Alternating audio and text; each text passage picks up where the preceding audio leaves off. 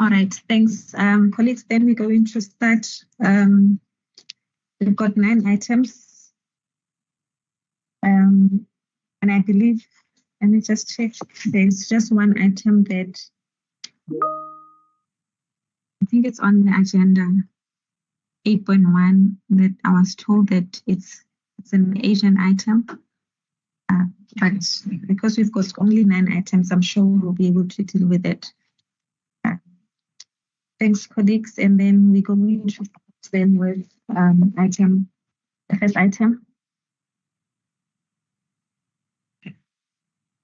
The first item, Chairperson, is from Environment and Agriculture Management, EAM 05-2021, tender for the repairs and maintenance of water boreholes, electrical backup power generators, and cold room refrigerators as and when required, with effect from 1st July 2021 or the nearest date.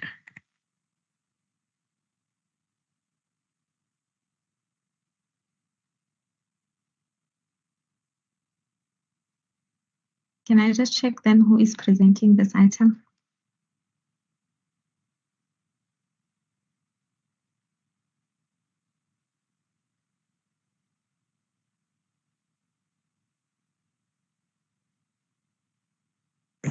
Good morning, Chairperson. I'm Russell Mapope from department. I'm delegated to attend. So I don't. Someone from supply chain management. If me, I can. Pardon?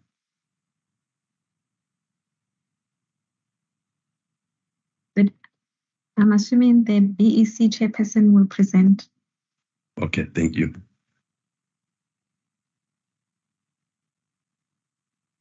Morning members and secretariat.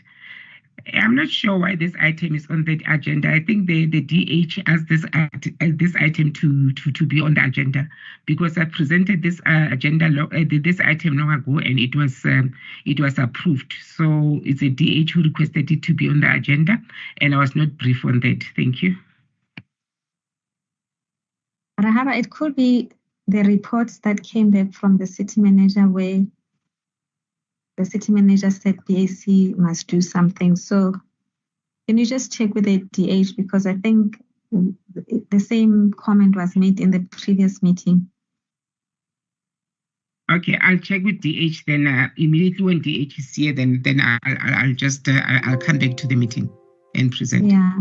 Okay. Or with the secretariat, just maybe the resolutions were not signed by the city manager and he raised comments, so it could be that. Okay, I'll do that. Sorry, Chairperson? Yes, Mr. Malaka. Yes, Mr. Mapope? Chairperson? Yes, go ahead. Yes, I don't know whether must I give clarity why it came back to BEC. Because this thing was approved on the 19th of December. However, on the 28th of December 2022, the city manager referred the tender back to the BEC to seek clarity in terms of the commencement date. And we wrote that letter to say, we confirm that the commencement date will be 1st of September 2023. So the letter was sent to DH Mr. Mbeka Mpefu, signed by Mr. Malaka.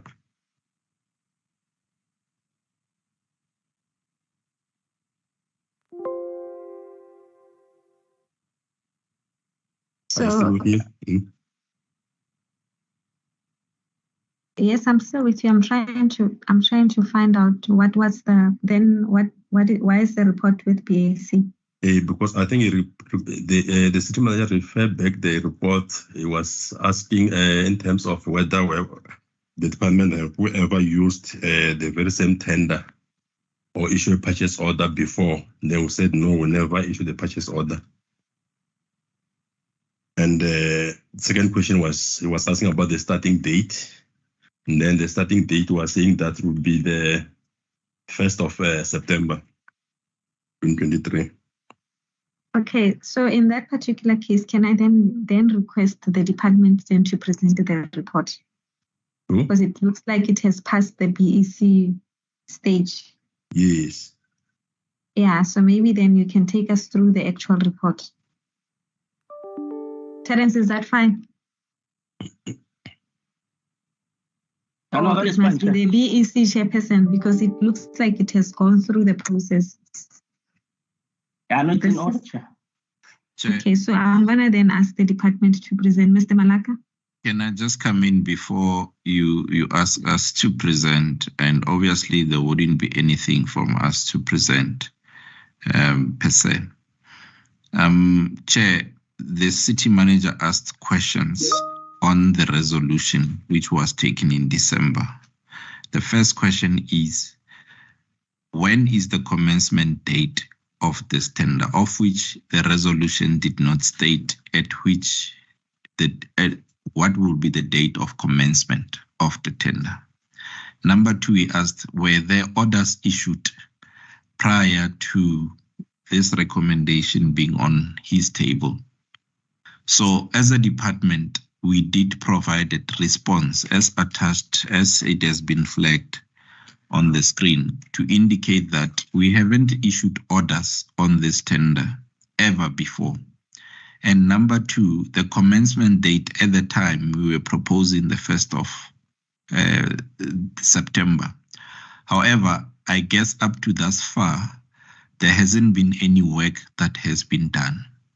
So the commencement date, BAC can therefore decide. Hence, this matter is back with you to amend and correct the recommendation as per the CM's request. To illustrate on the recommendation of that report that was tabled in December, when is the commencement date and were the orders issued? And once that is clarified, the city manager will therefore sign and will be able to get that appointment letter. Thanks.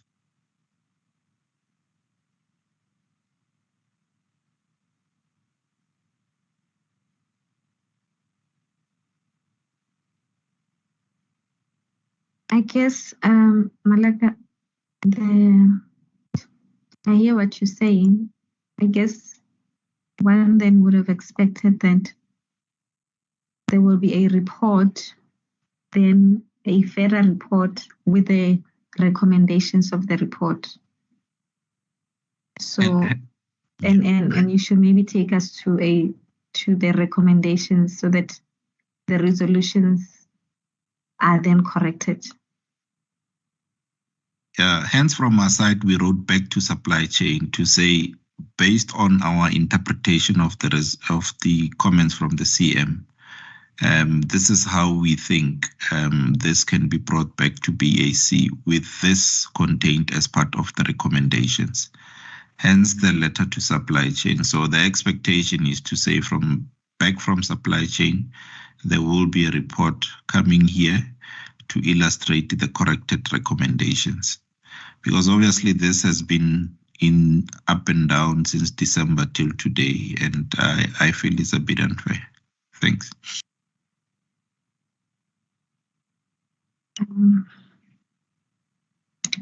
I'm not so sure how do we resolve it without a report, because it's a simple matter.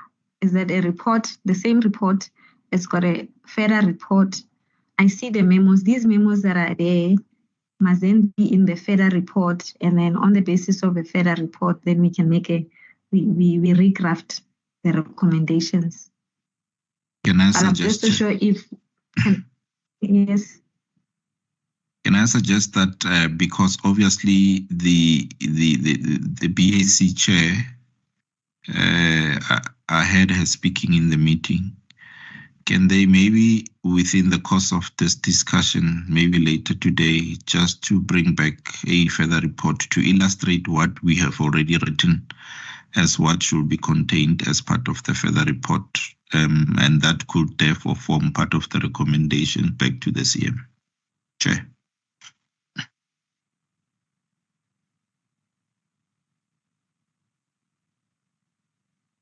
All right, that's fine. Who is the BAC? Could it be Rahaba? Yes, it is. Chair. Yes, Rahaba. Yes, can I come in? I heard that member Malaka is saying that we should do the further report as a BEC. I don't have any problem with that. Remember, the issue here is that they want to know the commencement date. Then remember, when I do the further report, then I must have that answer of the commencement date, of which I don't know, and I don't know what will I say on the issue of the commencement date. I think the issue is only the commencement date, and unless if the department indicate to the BEC when will be the commencement date, then we'll recommend it as such.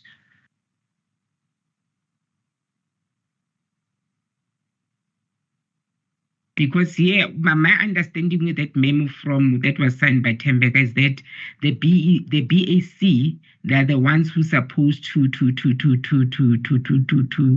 recommend the commencement date, not the BEC, the BAC.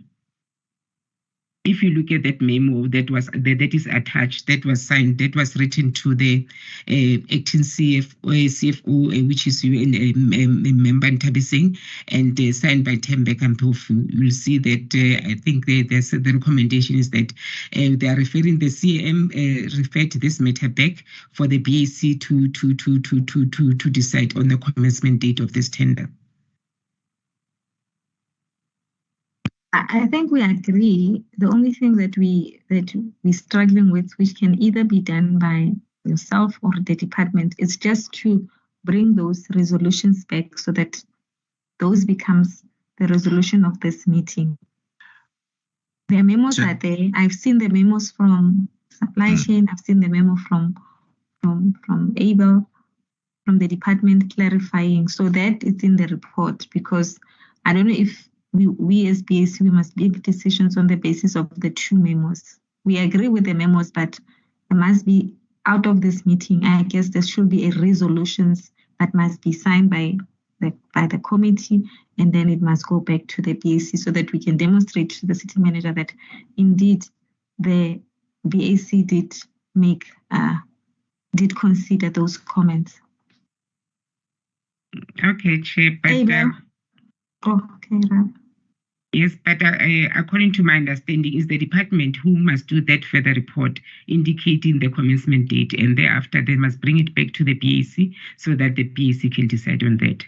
No, not the BEC. Abel? Yeah, Yes, this is very confusing, because the consumption of most of the reports that comes from supply chain should therefore be arising from the BEC. But nevertheless, Chair, I guess it's okay. I guess my team then has to just draft the recommendations based on what the CM has stated, and we can bring it back. Can I request that at least we bring it back today before the end of this meeting?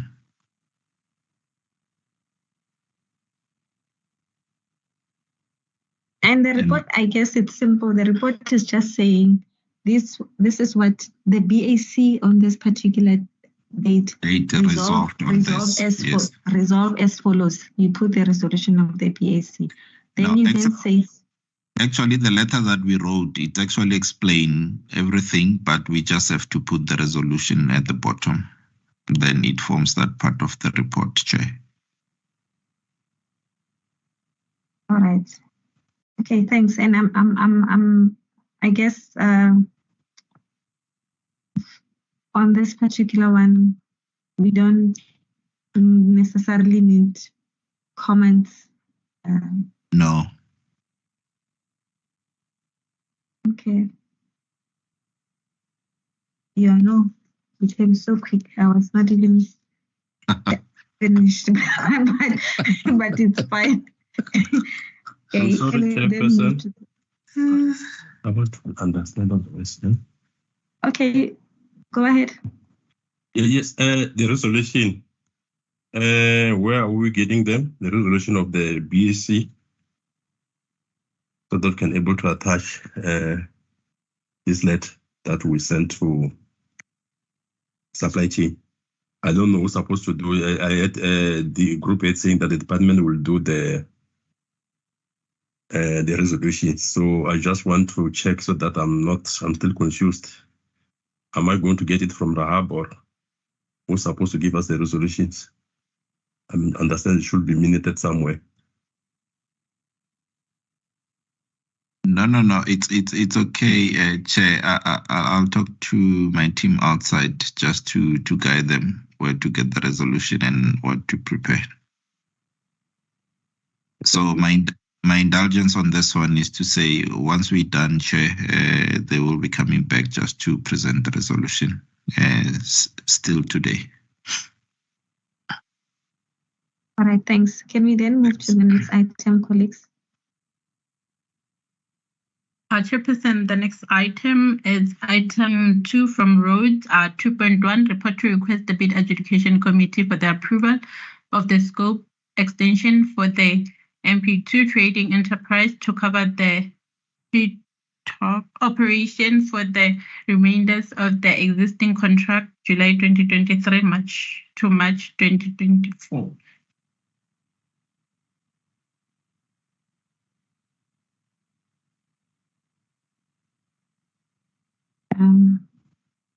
The department who's presenting. Colleagues, good morning. It's Abatomi Ramban and Bendamkwena.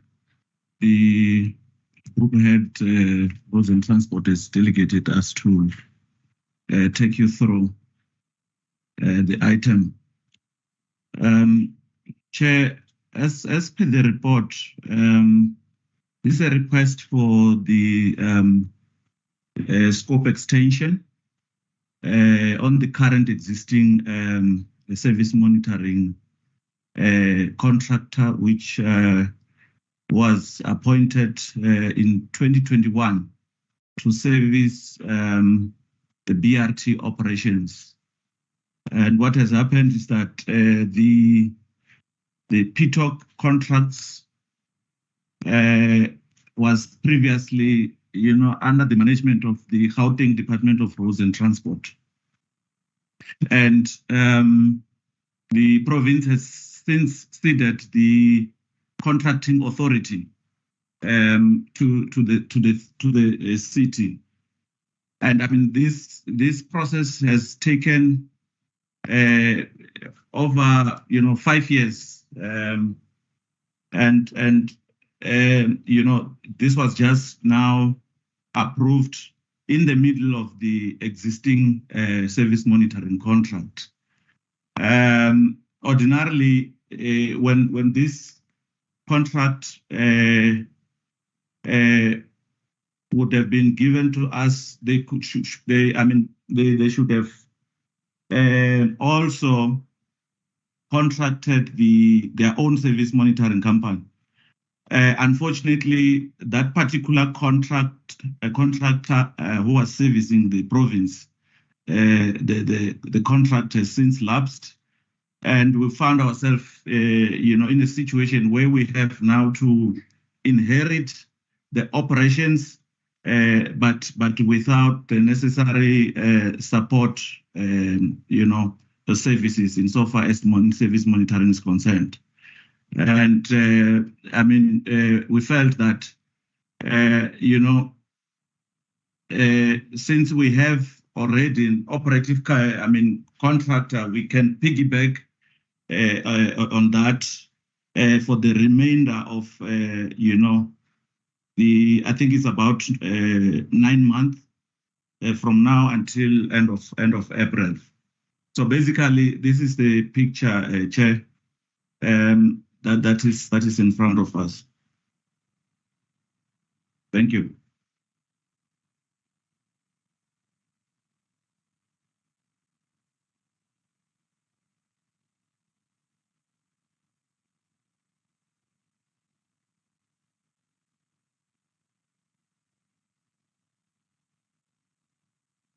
Comments, questions, colleagues, members?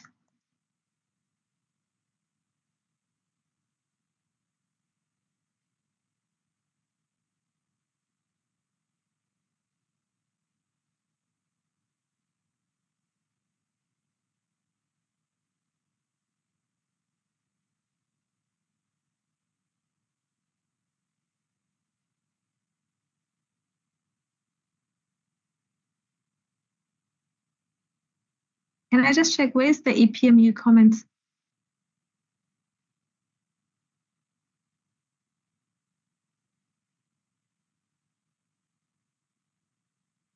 Yeah.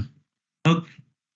Yes. Yeah, Chair. We didn't receive their comments. However, we've been informed that they deal with capital projects, and since this is an operational project, they don't necessarily sponsor comments. I'm not sure how factual is that.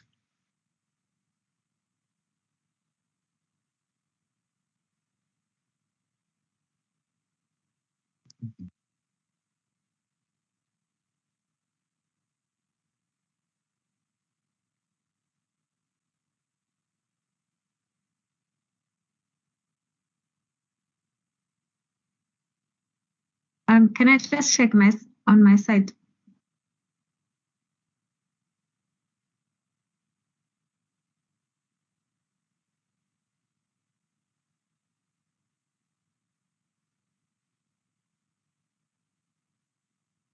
This report, it's the contract ends in March 2024.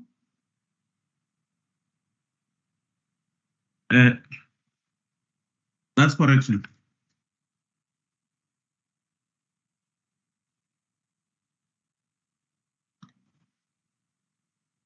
So if the contract ends in March 24, why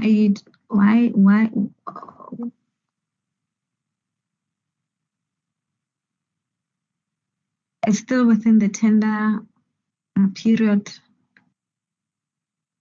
Why Yes, why do you want to do a variation?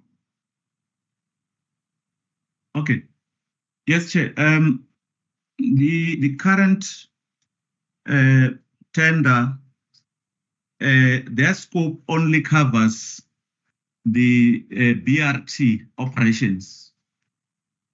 And now, as reported, we have inherited the PTOC, the contract that was previously held by the province, that services what we call commuter buses, Mamelodi contracts, provincial contracts.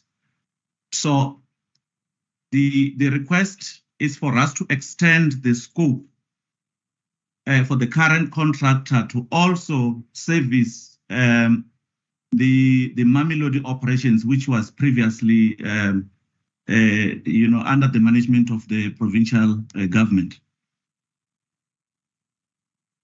Okay, but this particular the Mamelodi was there for the past 2 or 3 years. This will be the 3rd year.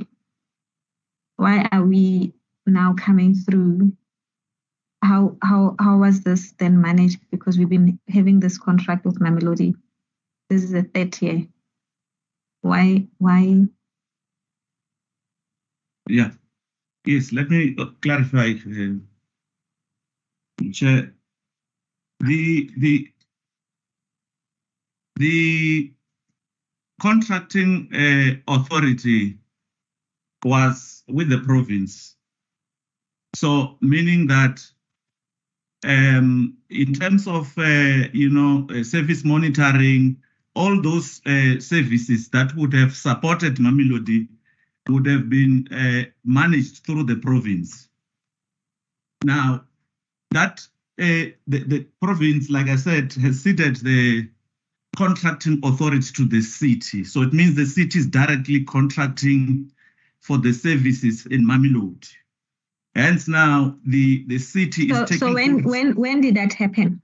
I think that's my question, because we've been doing this for past three years. When did that happen? When did the ceding happen to the city?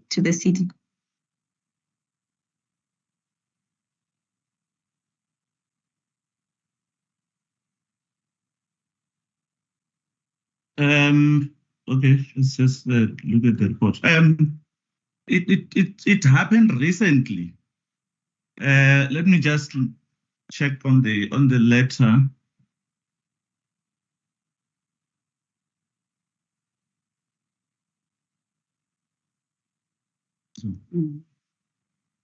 Yes, officially from the 30th of June, the city has taken over full responsibility of managing the contract.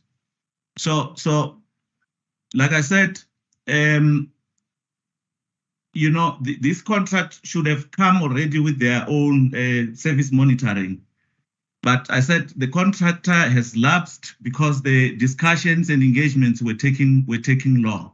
So we are finding ourselves in a situation where we're only taking the management of the contract without its support in terms of monitoring.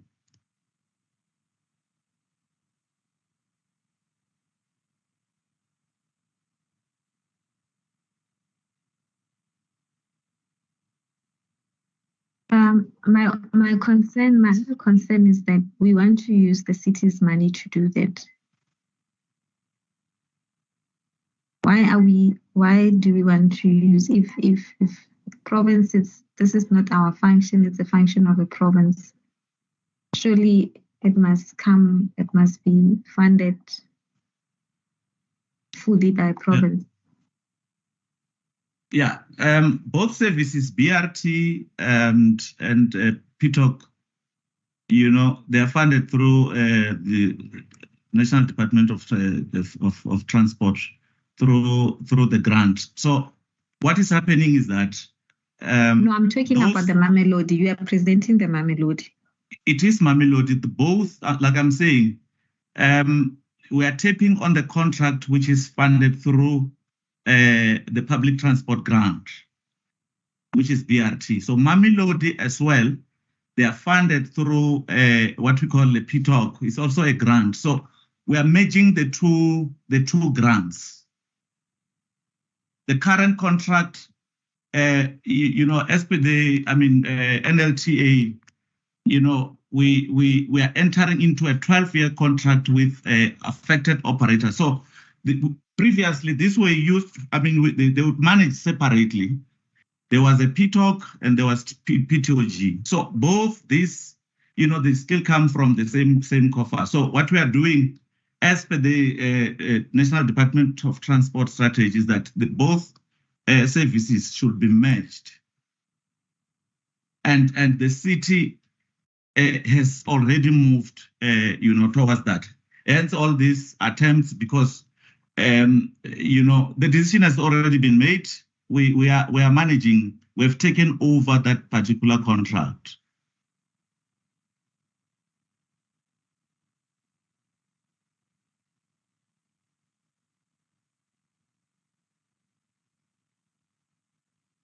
All right, members, questions, comments?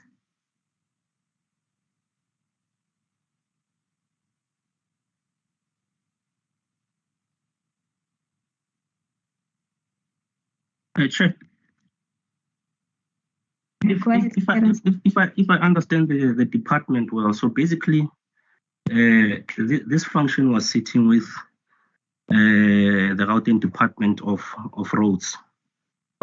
So they were running with it.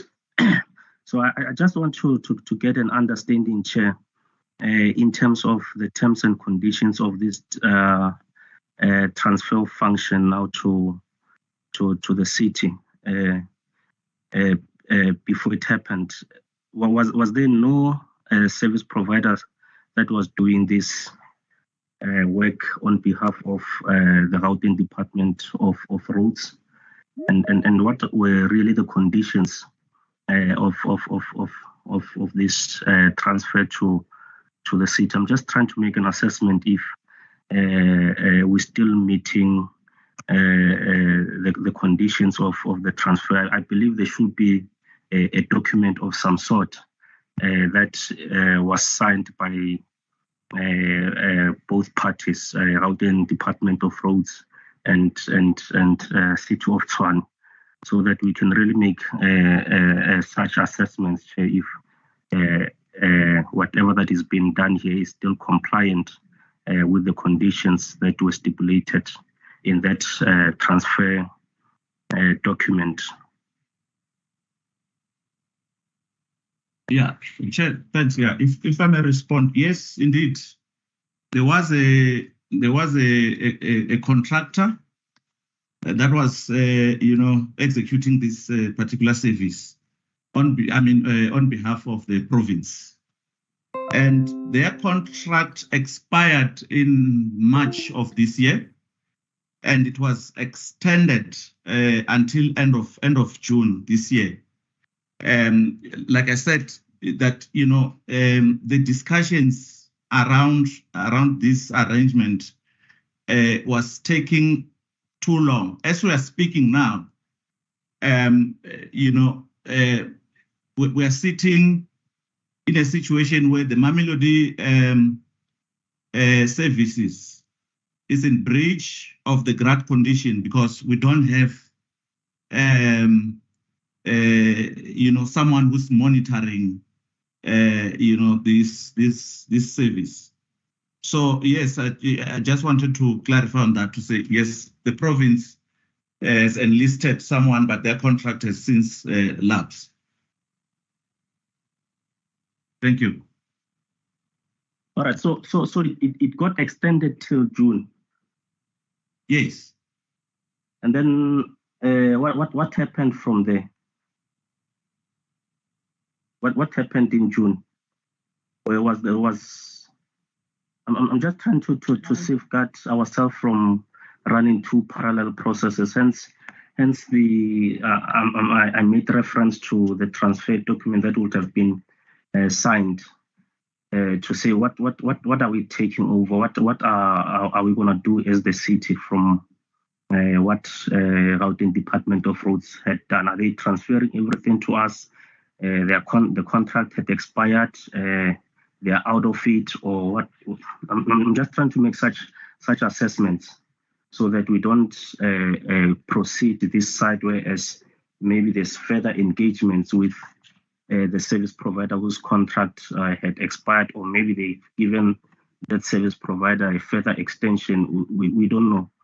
So hence that document for me it's very critical, so that we can really assess the terms and conditions of this transfer.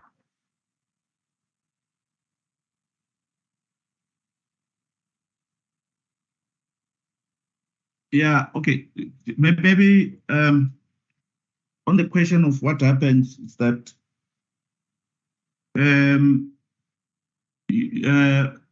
this report should have been presented sometime before the beginning of this year, because the plan was to, from the 1st of July, was to have the current monitoring contractor who's monitoring the BRT for their scope to extend to Mamelodi, so that the operations is also covered. So, but I think on the PEC, I'm not sure if their correspondence is to the bus operating companies, informing them of these decisions. So I'm not sure if these were also sent through to the committee. Because this just confirms the contracting powers that now resides with the City of Tshwane. And obviously, that will explain what other services that comes along with this.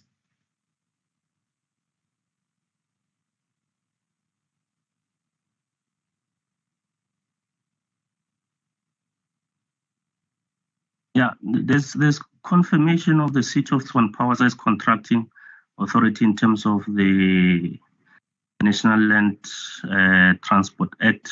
I see it was drafted by the City of Tshwane Roads and Transport Department, signed by the group head. I'm actually looking for a document between the two parties, the City of Tshwane, as well as the Gauteng Department of Roads.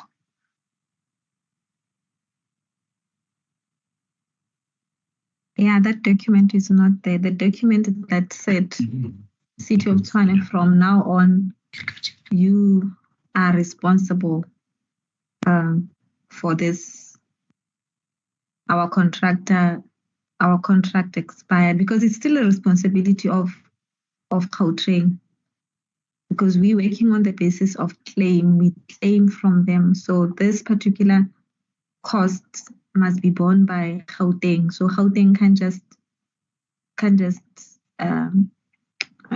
abandon their responsibility in as far as this process is concerned. They still have to ensure that they cover the cost to the city. And that letter is not attached here. This letter looks like it's a letter from our own transport, telling the TRT to say, this is what you will be now required to do. But where is the letter from Gauteng Department saying to the city that from this date, we as Gauteng, we are giving you added responsibility? Chair, Benda Mfwena here, if I may come in. There's an intergovernmental agreement that we have signed with the province, which we can make available, because that's where everything is stipulated on what is required from the city and our key, roles and responsibilities, from the city side and province side, what would be their role, We can make that available to the committee today. Yeah, but the question is that the city has been running the Mamelodi on behalf of Gauteng. Gauteng has been, and it works on the claim basis. Therefore, my understanding is that as far as the overseeing and management of this contract, there was a contractor that function was done by the Gauteng. Now that function has moved to the city.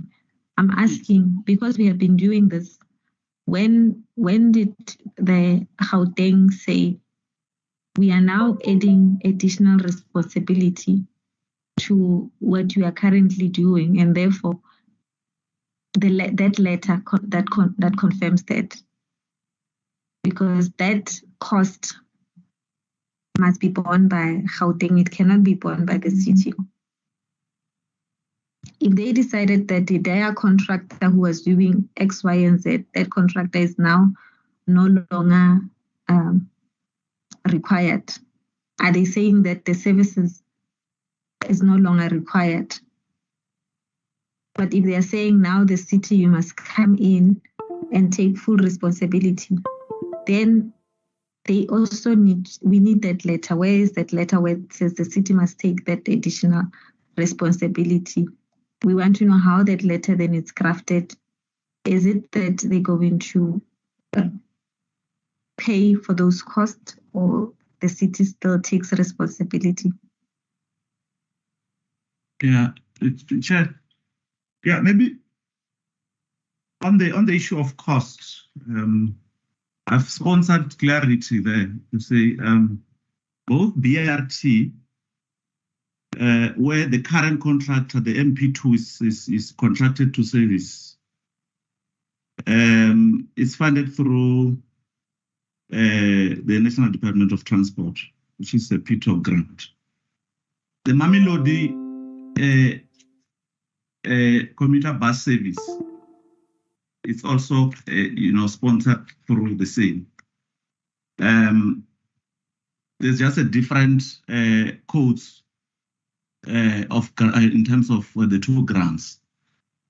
Now, you made mention that Mamelodi has been managed by the city for the past 3 years. That particular arrangement was not informed by the contracting powers. There were still discussions, as I said, that the process took about 5 years just to conclude on this matter. What was happening for the past 3 years from 2017 was that PATCO was operating Mamelodi and they withdrew. And the province left vulnerable, and they've requested the city through their current bus operating operator who have been contracted to service the BRT to take over that operations. And in that arrangement, the city was just a conduit in terms of facilitating payments. The province was still responsible for their own monitoring, because for them to pay and all that, there should be performance report that is done by an independent contractor. That was the arrangement. Whilst the contracting powers arrangement was negotiated. So we are at that stage now where the city has demonstrated its readiness, and we are inheriting that function, so that we consolidate the 2 grants. We consolidated the two grants. It means the funding of the MP2 is still, through the Department of Transport. So I just thought I need to clarify to say MP2, if the scope is extended, that the city will then, because the budget for this service that we are requesting, would have been made available through the very same grant. So I'm saying we should have taken over with their own monitoring firm. But like I said, the contract expired in March. We anticipated that, at least by 1st of July, we would have, settled the issues of, the contracts, this process that we are embarking on now, so that, the scope will then be extended until the current, service monitoring contract expired. Because we could have done it the other way around, to go on a tender, but looking at the period, from like I said, from June, the contractor, we've just taken over from the 1st of July. There was no chance that that could have materialized. So that's the situation. I thought maybe on the issue of grants, we need to clarify that this is coming from the same pot. The idea is to consolidate the 2 grants.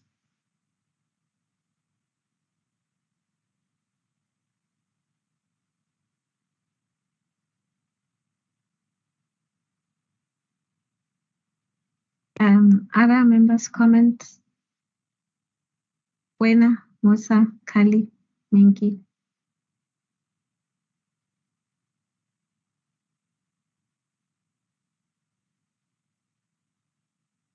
I guess, Chair, what we can do is that maybe in our resolution, we make it clear that that this must be funded through the grant. So none of the city funds must be utilized for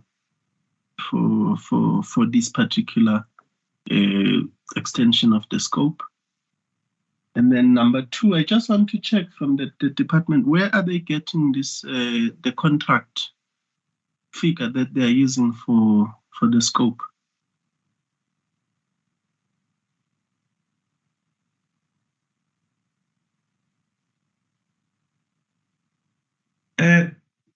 Chair, I didn't get the question. Yeah, I want to know the financial implications. Where are you getting the contract value for that you are using here for calculations? Because it's not Okay. the initial award. I didn't see the initial award or the letter. Okay, I think okay. The contract value was based on the current tender.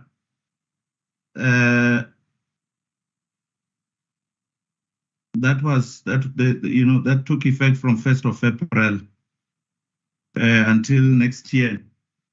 So that the current service monitoring firm was Where in which annexure do you get the amount?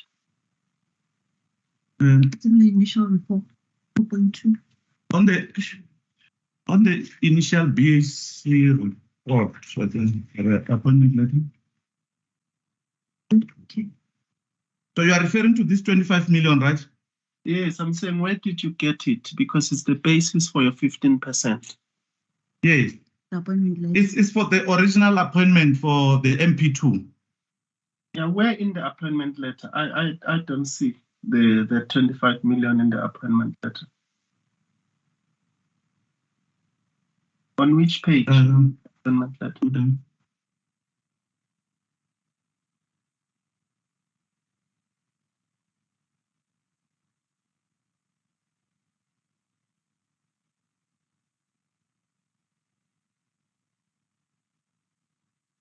Okay, yeah, I see what you mean. I mean, they are based on on this rates and on their monthly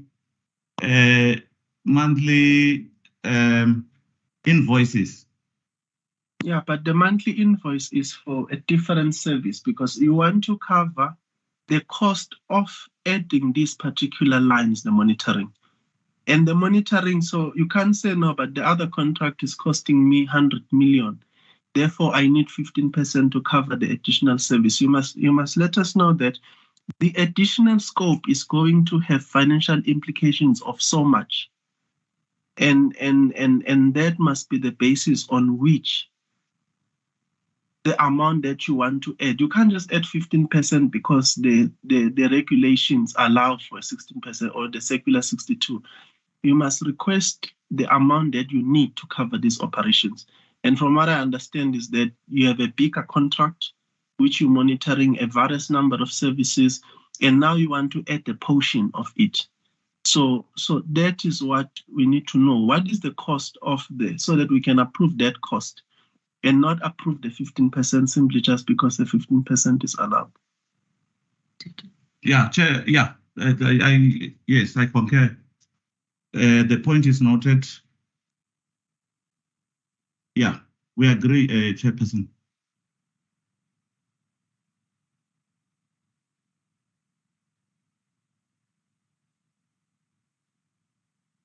Other comments, questions, members?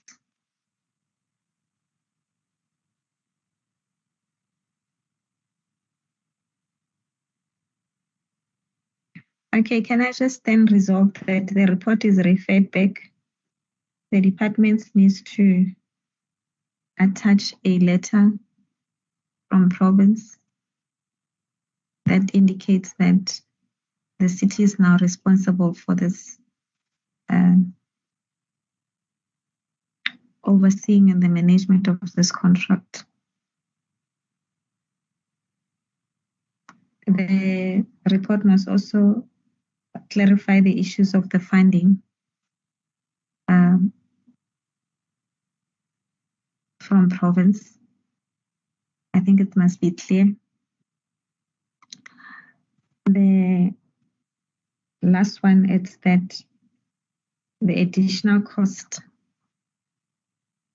additional scope, we need a breakdown of the additional scope with cost. So the basis cannot be the 15%. There must be a breakdown of that particular additional scope and the deliverables that are supported, that are part of that scope or additional work that is required from province. But I think it's important that we attach that letter from province. The report is referred back.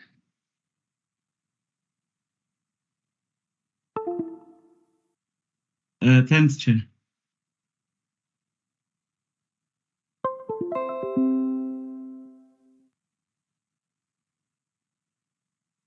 Can we move to the next item? The next item, Chairperson, is item 3 from GFS.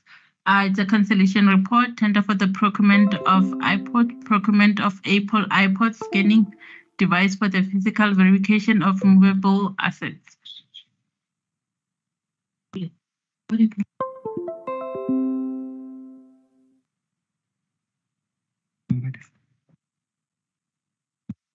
Apology, Chairperson, I jumped item 2.2, which is FCD 14 2022-23. It's a further report, tender for the supply, delivery, and offloading of lubricants and cruises for City of Sun buses as and when required.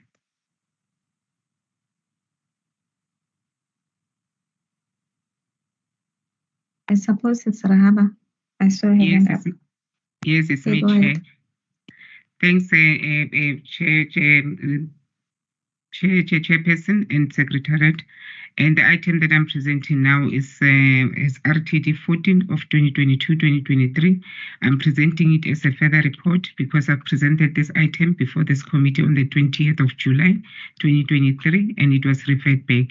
I'd like the members just to go to page 41 of the report, where the further report starts to see why was this report referred back. On page 41 of the report, where it says further report, it says that the BAC on its meeting held on the 20th of July 2023 resolved that tender RTD 14 2022-2023 is a supply and delivery and offloading of lubricants and greases for the COT buses as and when required for a 3-year period be referred to bid evaluation committee for them to ask the department to confirm that the prices are market related and indicate how much we are currently paying for the services. And on that discussion, it says on that discussion of that bid evaluation committee, it was therefore agreed that the report be referred back to the bid evaluation committee for them to ask the department to confirm that the prices are market related and indicate how much we are currently paying for the services. And our response as a BAC, that said on the 27th of July, we wrote to the department asking as to whether is there any current service provider that's providing this service. The indication was no, but what the department did, they went all out and go to main truck and bus to check the current prices that main truck and bus they provide for this current item for these items on the tender. And as you can see on Annex H of the report, which is which we've attached, it says that on that response, as you can see, those are the prices that the recommended bidder provided us. Like item 1, the recommended bidder, he says he'll charge us 129.40 cents, and the current market price for main truck and bus, they're saying that they're charging 104.81, of which it makes sense. But as you can see, those are the prices of the recommended bidder versus the prices of the main truck and bus. As you can see, some of the prices, you can see that the bidder is charging us below what main truck and bus is charging us. It's providing that item currently, and as you can see that those items on that table, we have just do the comparison of the two prices, meaning that the one for the current recommended bidder and the one for main truck and bus. And upon us seeing those prices, upon the BEC considering the prices submitted by the department, the bid evaluation committee established that there is no big difference on the price submitted by the bidder, therefore recommends that the tender be recommended as it is. Subsequently, the city does not have the tender currently. And then we decided to stick to the recommendation with the same prices that the bidder provided us. The report is tabled. Thank you.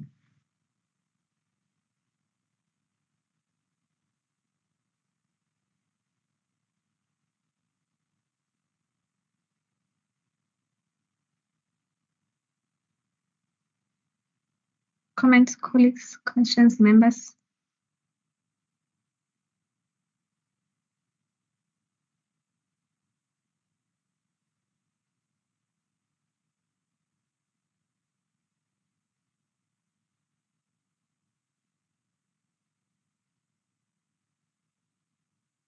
So can I just check, Ravab, if we don't have a tender in place, how is the department performing this function?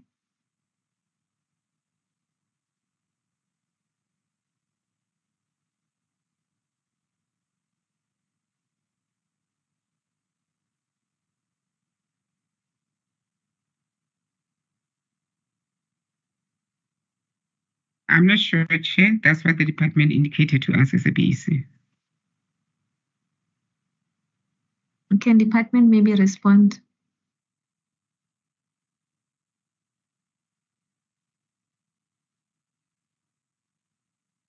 I don't see anyone in the meeting, unless if ever I've missed that particular person from the department.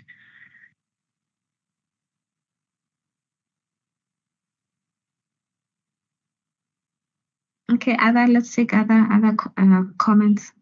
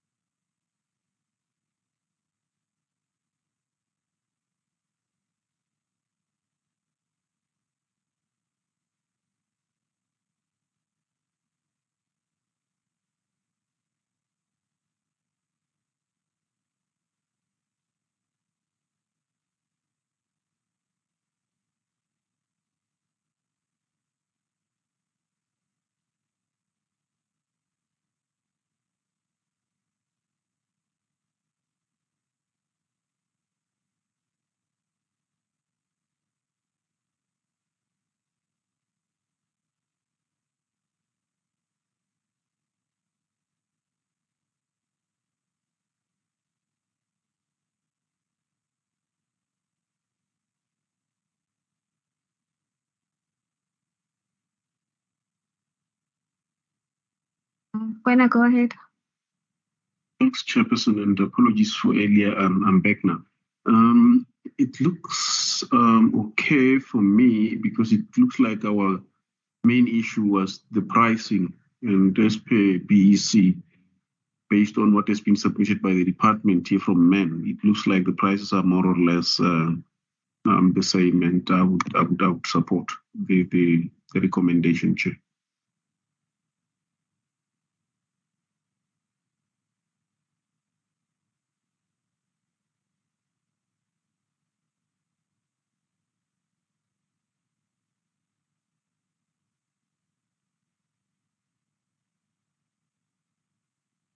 Can I just check here? If I don't know, I'm not yet familiar with these reports.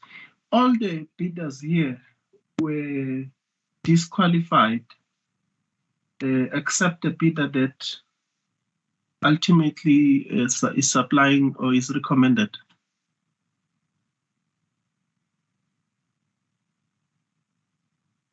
Yes, Member Musa, most of the bidders, they were disqualified on the mandatory. As you can see, on mandatory, it required a lot of things. And I think the majority, they were out on that. And we only left with this one bidder who made it to the last stage of pricing. And what was the view of BAC on that? I mean, that you have over almost 80 suppliers, and all of them were out except one. Did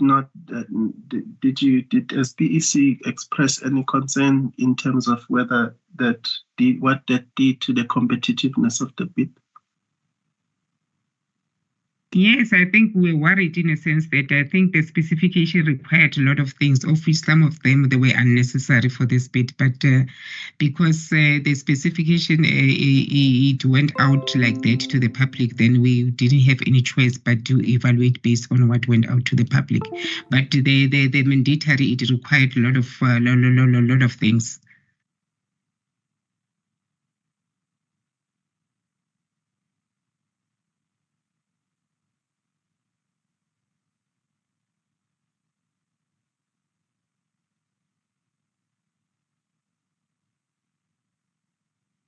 I think the concern around the pricing, that's why we had to set the department needs to go back and confirm the market prices, because there was just only one bidder that was left.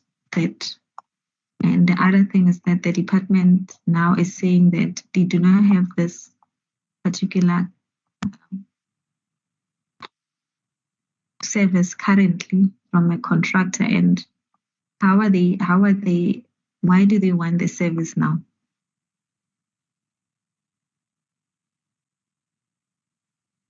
Or was it done in-house?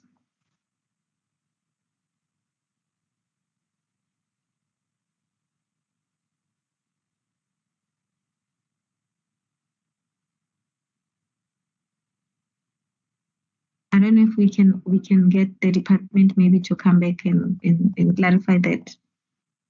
But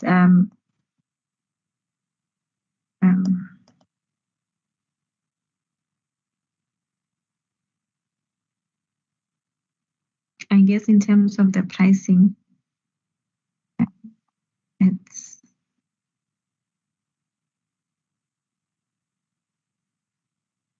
based on what has been presented. It's some prices, some items are higher, and I don't know if we're comparing apples with apples, but I guess we are. And some prices are lower.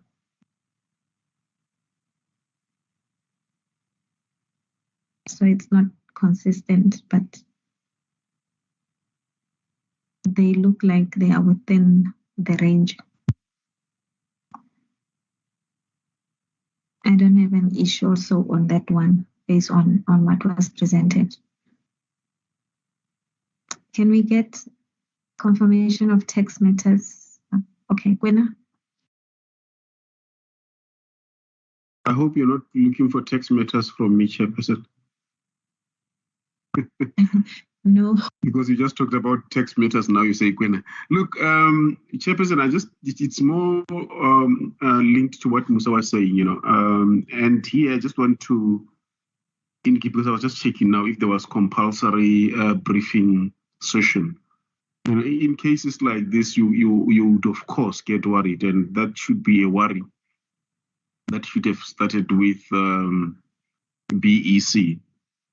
And at BEC level, then you would have even thought that maybe then the bid spec committee should have done, because you see, having so many applicants and having only one meeting the criterion can just bring some cloud with it to say, was the spec crafted such that it suits a particular provider? And I'm not saying it's the case, I'm just indicating a principle here. That might need to be looked into going forward by the BEC and determine whether, because in this case, probably one of the good things, given the wide scope of mandatory things, the best would have been to have a compulsory briefing session. But I was just checking the document here. It doesn't look like that was a requirement. And now we find ourselves in a fix that you have one service provider that qualified. However, I get comfort from the fact that whilst that is the case, at least from a pricing point of view, we don't seem to be ripped off as the city chairperson. I just thought I needed to put that on record. Thanks.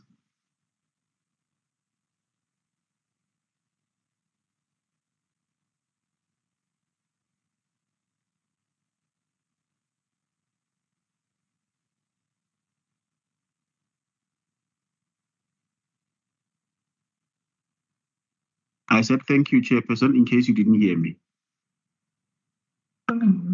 Yeah, I heard you. All right.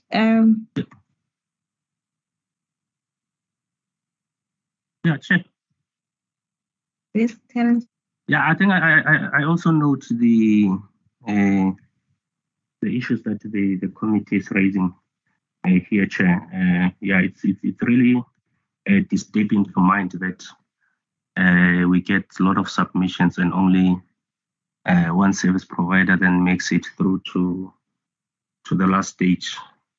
And we've seen in the past as well, Chair, through audit processes where AG would raise findings around unfair disqualification of bidders, situations where bidders should have made it right to the last stage, and along the way they just fell off without a base. But I think for me, if the chairperson of BEC gives us the assurance that they have evaluated this particular bid to the T, they've complied with all the pillars of supply chain management. It gives me some comfort. But we've had instances, Chair, of service providers being unfairly disqualified. Yeah, and the process was then declared irregular. Yeah, so it's really a concern, Chair. I take full note of it as well. So yeah, I think whenever there's disqualifications, BECs must just make sure that indeed there's no unfair disqualifications along the way. Whoever that was disqualified, it deserved to be disqualified. And then I just want to comment, Chair, on the prices, Chair. I will get disturbed, Chair, in situations where the service provider quoted far way below what main passes could. Quoted. There's amounts that are really worrying to me. I'll render them material, Chair, in terms of the difference. Obviously, I'm not sure where the service provider will be procuring from, but it's a serious worry for me if indeed at these quoted prices they'll be able to deliver. So I think, Chair, if indeed it's a serious worry at this point in time, what needs to happen is that we need to write to this service provider to confirm once more in writing if they'll be able to deliver based on these prices that they have quoted. And then if they confirm in writing from a legislative perspective, we then need to award. However, we need to enforce strict terms and conditions of the contract. If along the way they fail to deliver, and then legislatively we then need to proceed and blacklist them with National Treasury. So I think for me, I'll be comfortable if we get that written confirmation, Chair. Thanks.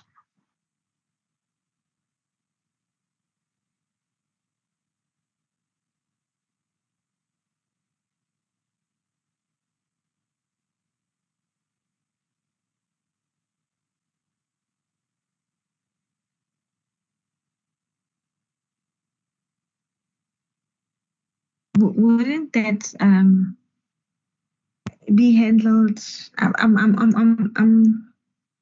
I'm of the view that the prices, there are certain prices that are low, but there are certain prices that are higher, which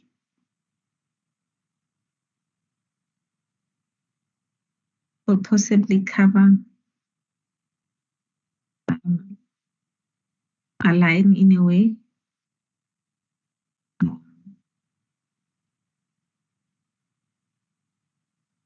If you look at item number 6, it's pricing, it's 260.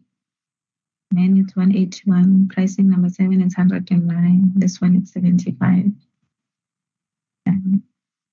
But I think that they will have to. I don't know. We can put a clause there, but don't want us to delay the process by them confirming first and then coming. I think that we must issue an appointment letter and make sure that we manage the contract, but also maybe put a clause there that says that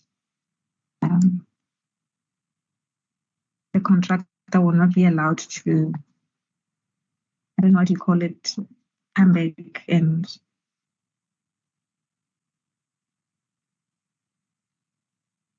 want to amend or adjust the prices, something like that.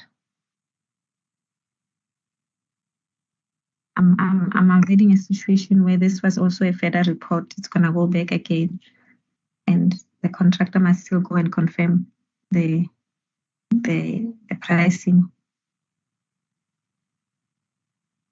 I don't know what to say in that one. Yeah, it's fine, Chair. Maybe there's a competitive bidding strategy that the bidder is applied. Yeah, maybe it's comfortable with the prices. It's fine. We can proceed like that. Okay, all right. I think that in terms of the recommendation, but also in terms of the minuting of the minutes, I think we must also minute that the committee raised concern regarding the disqualification of the raise a recommendation around disqualification of the administrative disqualification of the other bidders, but the BECs must ensure that that process is properly and accurately verified to ensure that we do not disqualify bidders that we will not have disqualified. And then in terms of the resolution, can we recommend the report also noting that the BEC went back and did a market price research?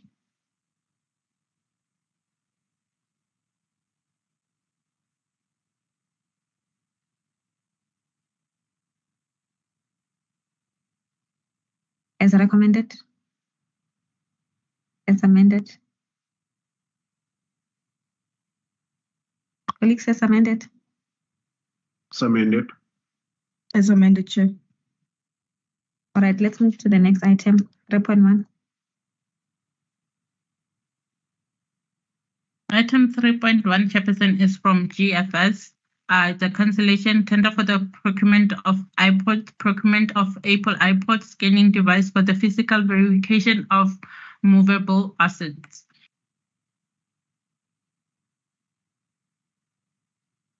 Who's presenting?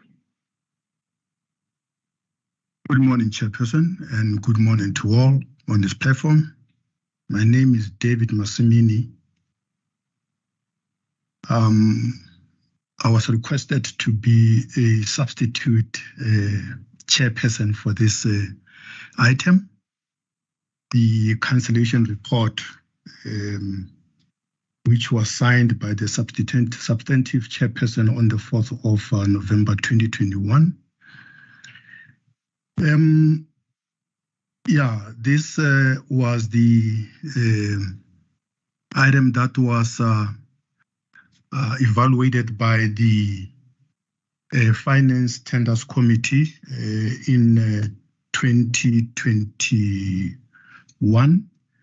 Hence, I have indicated that the cancellation report was signed by the substantive chairperson on the 4th of November 2021. And on our discussion of this matter, because the substantive chairperson then was the treasurer of the city, Mr. Chris Tipe. He can't attend now because Treasury Division under the Finance Department is killing fires all over the place because of the situation of the city's liquidity status. The chairperson doesn't recall as to whether he presented the report to the BAC or not, since it's long now. And he said that if he did, he would like to see the BAC's response to that effect. I mean, it's now almost 2 years or 24 months since the chairperson signed the report for tabling at the BAC. We were asking ourselves, where was the report all along? And why is it supposed to be tabled at the BAC now? Furthermore, the committee's mandate period expired or lapsed in the latter parts of 2022 calendar year. We also look at this report, and we found out that the validity of the tender also expired in January 2022. Therefore, to me, the tender is invalid and cannot be discussed now unless if I could be shown the validity extension communications between the city and the tenderers. Also, the chairperson was actually taken aback by the BAC's invitation to come and table this report now. And I'm also in tandem with his view, because there is nothing from supply chain to him, so to speak, in relation to this matter. You know, just to give him heads up of this matter. And as it is now, none of the committee members, myself, including the substantive chairperson then of that particular committee, can present this tender as their mandate has already expired. It's almost 2 years.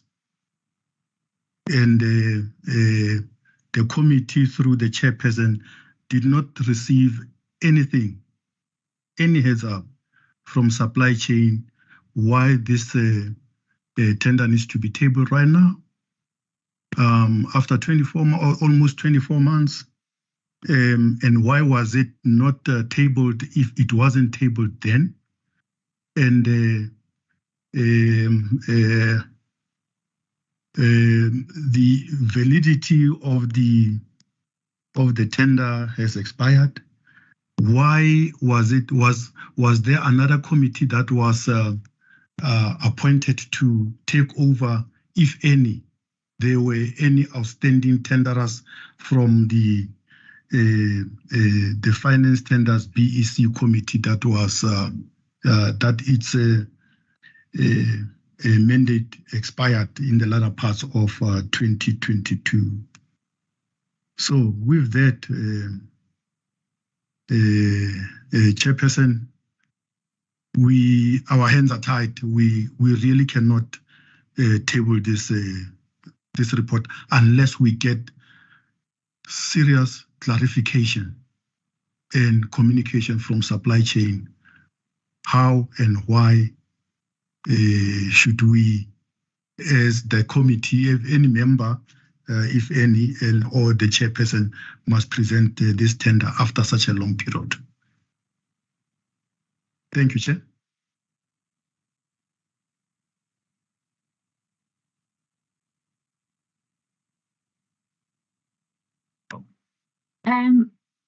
Terence, can you please advise us in terms of the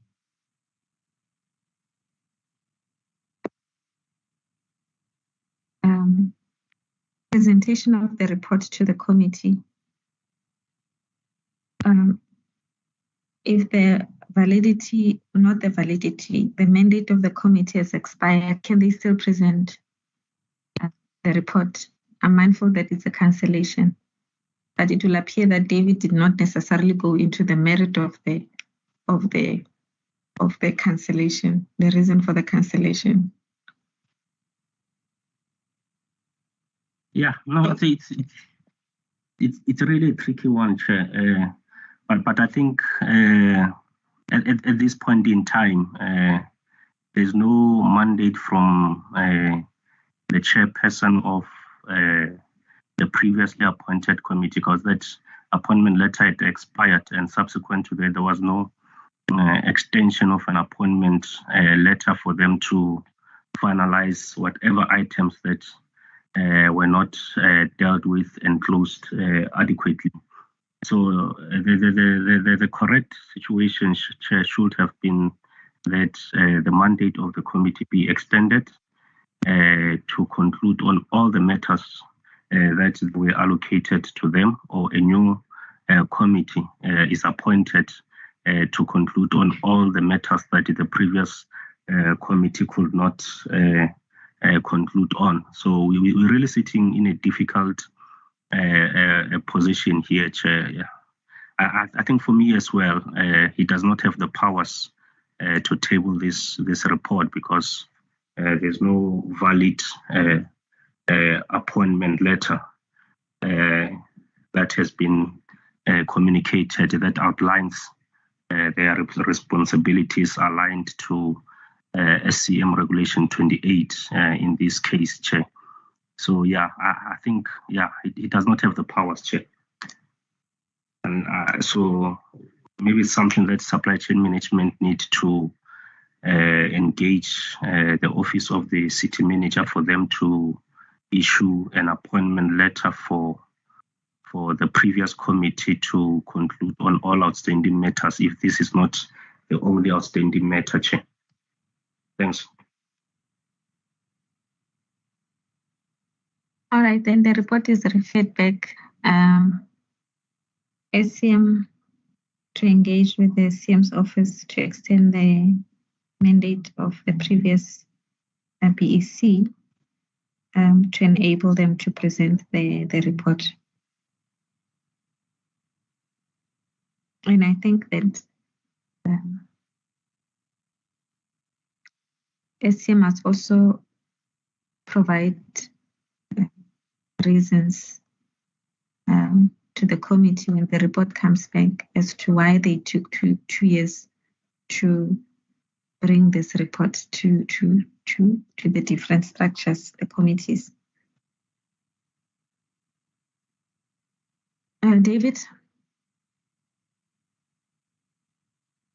Chair, yeah, I was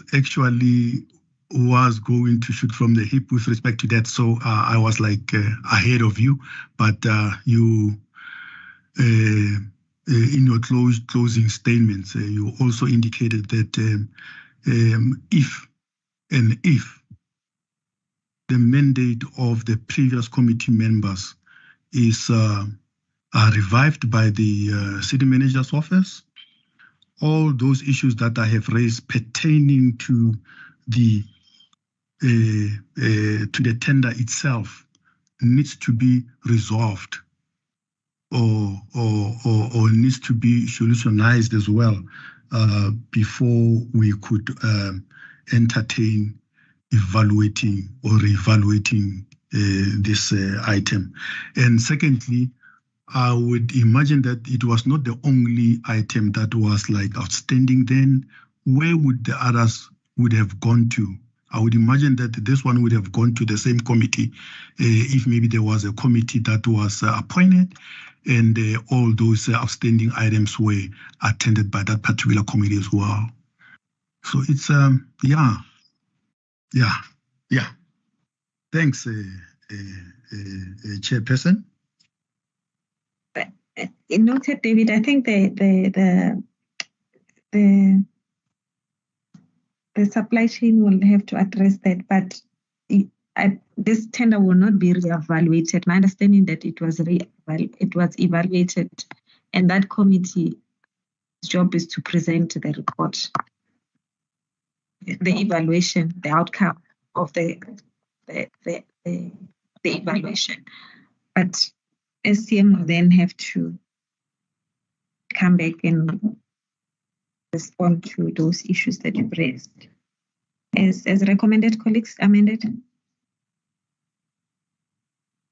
As amended, Chair. As amended. No, it shouldn't have come here, Chair, so as amended. Just Yes. sorry, man. I know that we are also recommending that it be re-advertised and so on. I wanted to just ask that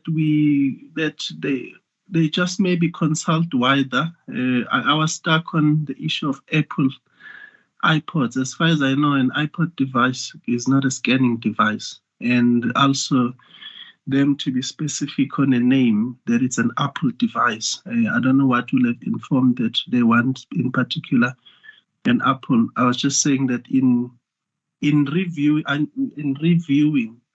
this, we just ask that the maybe be wider consultation on the spec to ensure that it is properly crafted. Thanks. Okay, I think it's noted, but the report was actually not even presented. So it will still be presented in the next meeting. Okay. Yeah, I think we're still dealing with the issue of the validity and the extension. So they need to get an extension of their mandate so that they can present the report. All right, let's move to the next one then. May I just chip in? If we're encouraging them to come back and present the validity of the tender itself, is that sorted out? Why would we sit over an item that is no longer valid? Because it will be a cancellation. They will be recommending a cancellation. Oh, okay. Because either the tender was not valid, but also the cancellation that was presented there. Okay.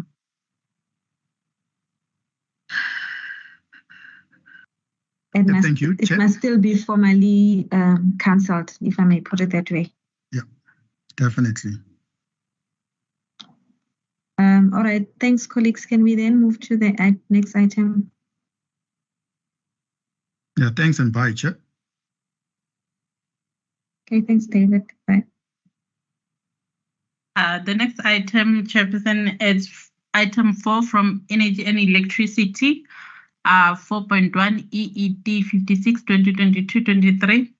Tender for the supply, delivery, and offloading of the circuit breakers and contractors for control and protection of low voltage circuits on as and when required basis for a 3-year period.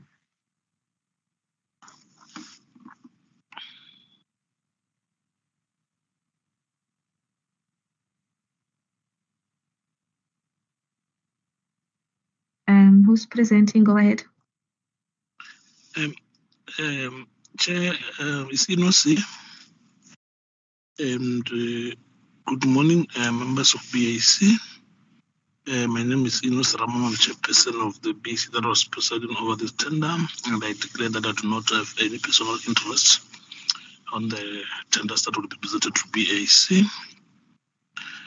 The tender that I'm going to present, Chairperson CED 56 for 2022-2023 financial year from Energy and Electricity Department, is the tender for the supply, delivery, and offloading of the circuit breakers and contractors for control and protection of low voltage circuits on as and required for 3 years period. Chairperson, maybe just for the committee to know that the tender item came to the BAC the last time. But the BAC ruled that the tender document is not complete because it was not complying with some regulation like Regulation 45. So it went back. That's why you see on the ending we wrote further report. But it was just a matter of going to include all the required information. In the next page, Chairperson, you will see that the specification was approved on the 28th of October 2022, and bid advertising date is the 13th of January 2023. Compulsory briefing session on the 8th of February 2023. Bid closing date was the 22nd February 2023. Chairperson, the tender is valid until the 28th of August, and then we received about 97 bids from this tender. Estimated budget is 90 million. From the next page is the specification, Chairperson, and then until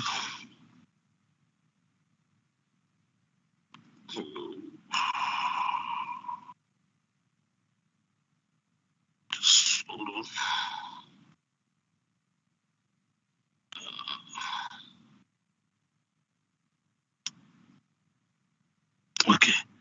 Yes, it's the specification chairperson until page down to page 17.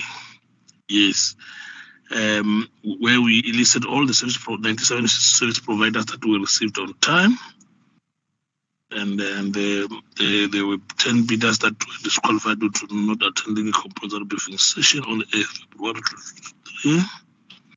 Those bidders are listed there. And then after that, we did the pre-compliance. We checked restricted and state employee and also whether the supplier is registered on CSSD. And then on those bidders, there was no one that was disqualified.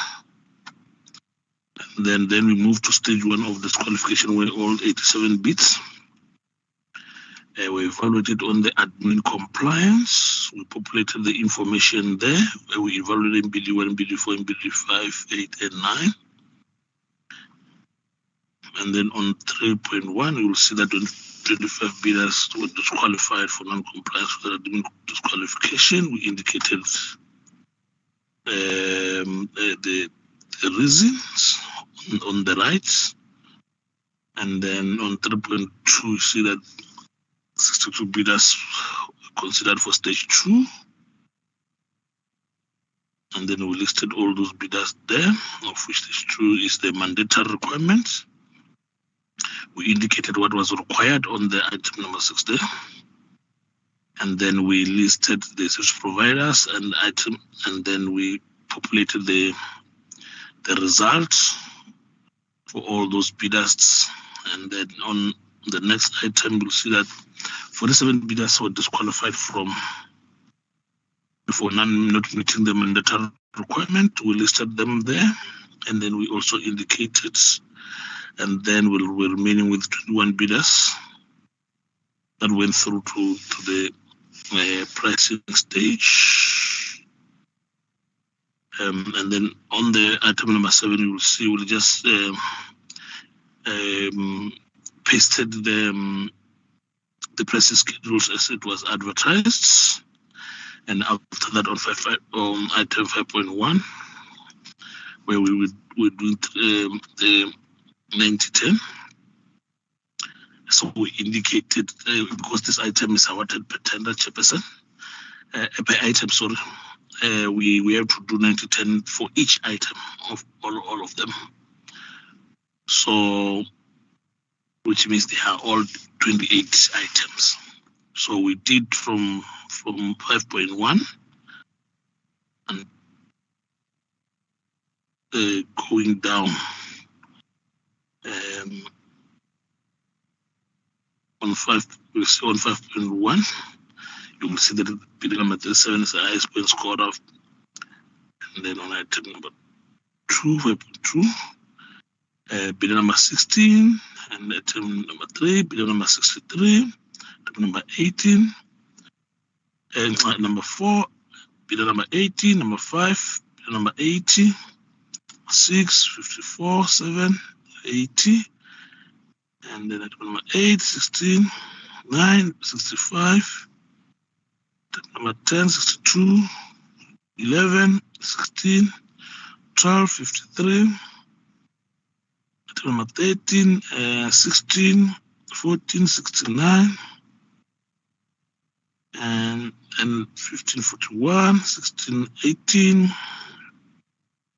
17, 69, 18, 18, 1941, 2016, 21, 18, 22, 37, 23, 18, 24, 80, and 18, 25, 26, 16, 27, 65, and 28, 41.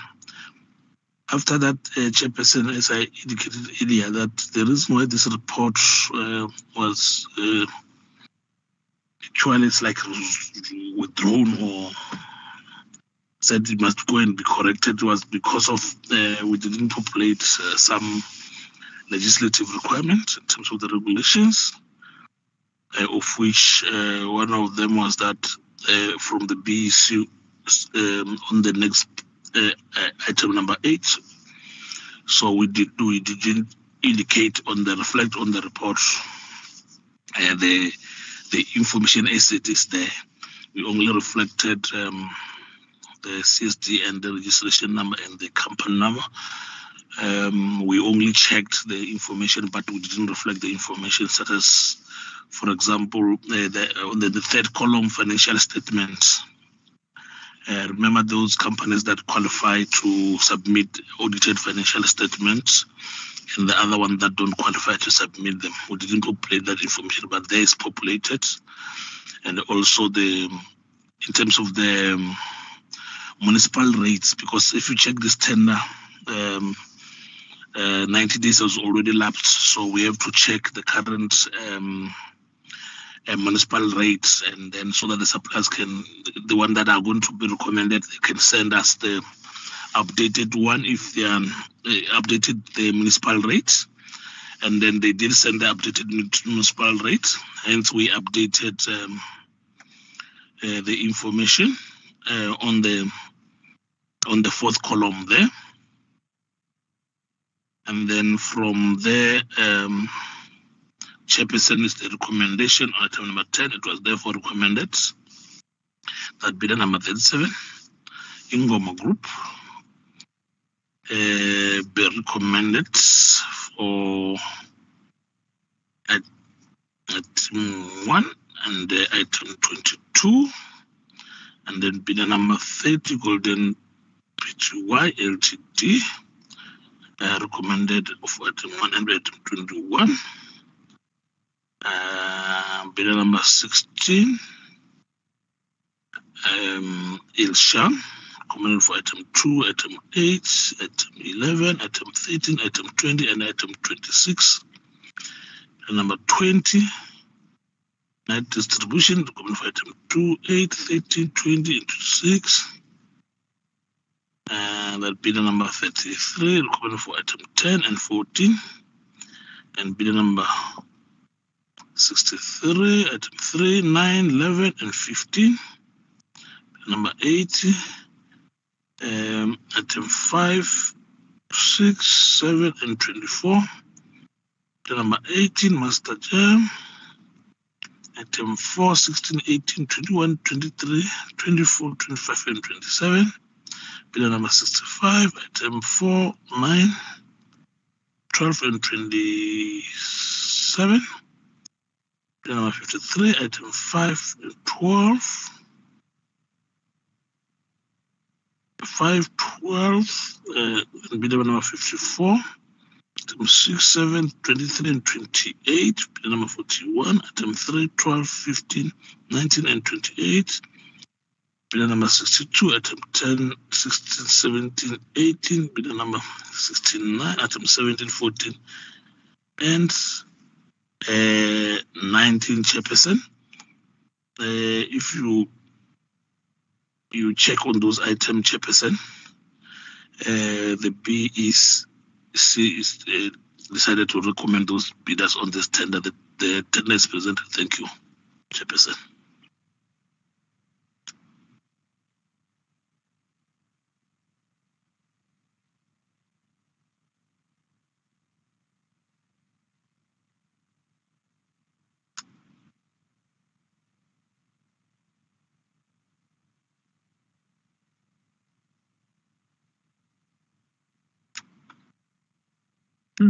Questions, comments, members?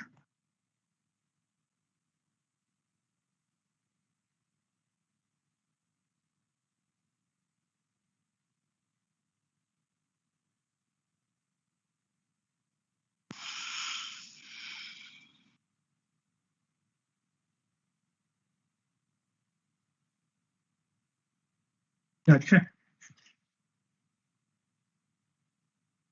I think the chairperson of BEC has addressed the concerns that were raised. There's just one that I'm not seeing. If he can just make sure that he also address it in this report, Regulation 45, if there's no close family relatives that were declared that will warrant disclosure in the annual financial statement. So you must just check the MBD4 if there's any that have been disclosed. If there's nothing, then you just update the report accordingly. And then from there, I'm also happy with the audited financial statement. But I think let's just cover ourselves there.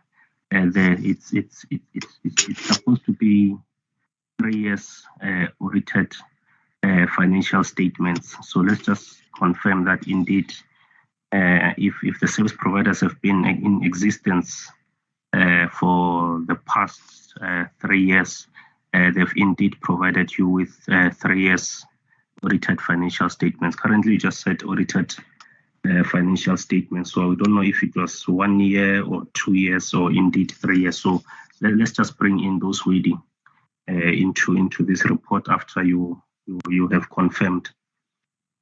And then the other error that I'm picking up, it's on your preference points system, right? So you're making reference to regulations 2022, which is not correct in this case, because these are tenders that were advertised before the 16th January 2023, which needs to be evaluated in line with the 2017 preferential procurement regulations. So if you can just update that part, please, to reflect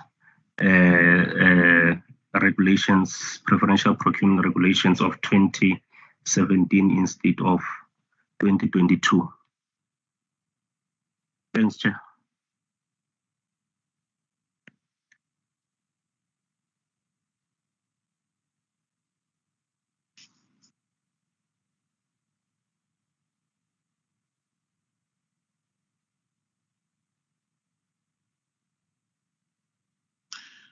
Chair, can I come in?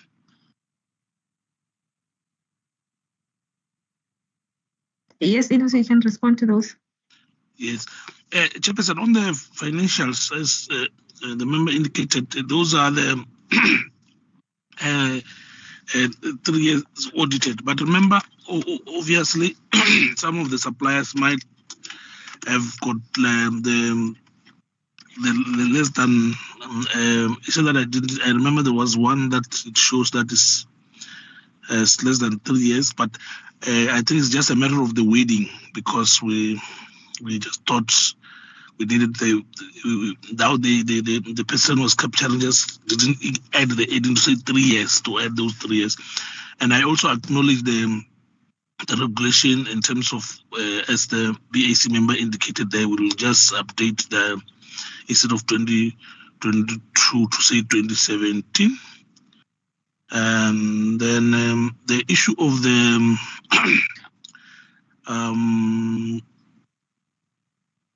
a close relative in terms of the MBDs, there was no declaration or on the bidders to say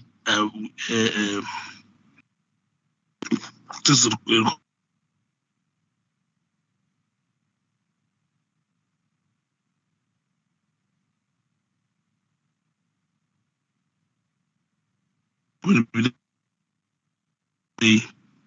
Enos, your line is bad. Can you hear me, Chairperson? No, you are breaking. Can you hear me, Chairperson? Hello? Can you hear me? Go ahead, Enos. Oh, okay. Yes. So maybe the last 2 points that I was making is that maybe you just to put the statement there, because normally we do that when we do the CSD, if there was anything. and then where we indicated the state employees and the restricted suppliers, but there was no one that declared to have any relationship on the MPD4. But the statement, maybe that's what we should have just added to say there is no one, but we would have populated the information there on the table if there was one. I think that's maybe the only thing. The rest, I think, yeah, it's addressed. Thanks.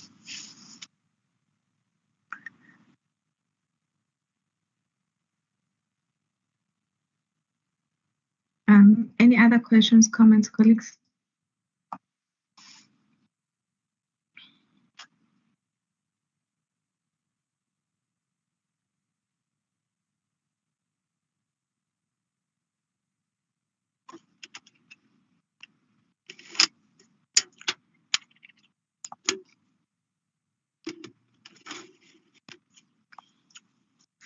None from my side. I'm covered by Terrence's comments. I think they cover the issues we raised before and the ones that have arisen today. So I'm covered. Thank you.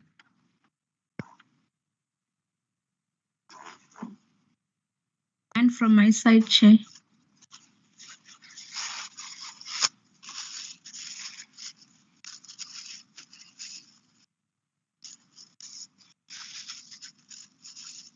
And Enos, you are awarding per section or per item? Per item. Per item. Yes, if you check, Chairperson, if you go on the specification at the last item on the specification, okay, let me just go there. That the tender dictate that we, on page 70, will dictate that the tender will be awarded per item. But then per item, you can award to 2 bidders. Yes, yes, actually, that's what happened, yes. Because I can see that you've awarded to 2 bidders, but the prices are slightly different. But yes, there's no huge differences. Yeah, maybe that's the point that I missed when I was presenting. We recommended the tender to be ordered for 2 highest point scorer, and we looked at the prices and we realized that we were comfortable in terms of the difference. So hence we didn't even try to explore. Actually, even including the other prices that are coming after that, which means they were competitive, like a line of competitiveness, but the committee decided to take only 2 so that we can cover ourselves in terms the other one fails to deliver. But the difference is a small margin. Even the next one, the third one, the fourth one, you can see. So we were comfortable with the prices. Terence? Yeah, Chair. I just wanted to confirm that part as well, Chair. I can see it's that this tender will be awarded per item, and it hits a full stop right there, Chair. So I'm just a bit worried that we've then extended to appoint more than 1 service provider per item, whereas the specification did not stipulate that you'll be appointing per item to 2 service providers, Chair. So yeah, it's a bit of a concern for me as to how did we then decide on a 2, or why not 3, why not 4? So hence it's very critical that we stick to the specification at all times, so that we comply fully with Regulation 28. In this case, Chair, we've introduced something new to the evaluation processes. Instead of appointing per item, we appointed 2 per item. So I'm a bit worried from a legislative perspective, in line with Regulation 28(1)A, to say, did we tick the box in terms of the specification, or we've introduced new rules along the way? So yeah, if the spec did not say you can appoint 2 or 3 per item, Chair, it's a bit of a problem if we're going to introduce something along the way. Thanks, Chair. Chair. Hello. So, Enos, come back. Yeah.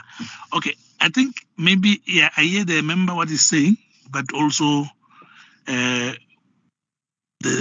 whatever that is also saying, even the spec doesn't indicate. The spec is only saying the tender is awarded per item.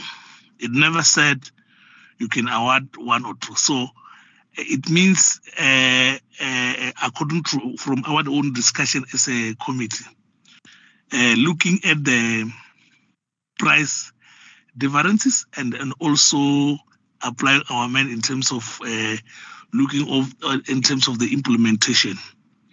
We, as a committee, we agreed to only go with 2. And looking at most of the reason is because of the issue based on the implementation, where obviously on the city we had issues such as some suppliers failed to deliver because of financials or other issues, so that the item is covered. We don't have those challenges, but the specification allows us to dictate, to make a decision in terms of how to appoint, because it didn't close the tender to say appoint 7, 1 or don't appoint. So the committee made decision based on this open specification to recommend to service providers looking at the need, and these are the stock items that are used in the wide city by the regions and departments. So based on that, we felt safe as a city to recommend to service providers, and also given comfort by the prices. But I don't know whether it will be non-compliance with the regulation, because as a BEC we evaluate the spec as it is. And if it didn't close, we close the spec and we do the recommendation. Not to close the spec, we make decision on that, and then we do the recommendation to BAC. And I think we did this several times to most of the tenders, because most of the tenders are like this. Some of them, even they say more than 1, is still not close to say why 2, why 5, but it just said more than 1. So it's still open like this one, according to our understanding. Thanks, Chair.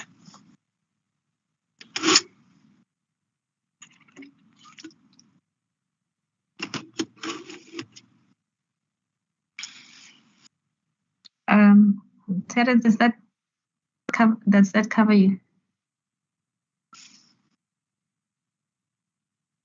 No, not necessarily, Chair. Like I said, it says this tender will be awarded per item. So that to me says that you'll be appointing a service provider per item. That is my interpretation of the statement.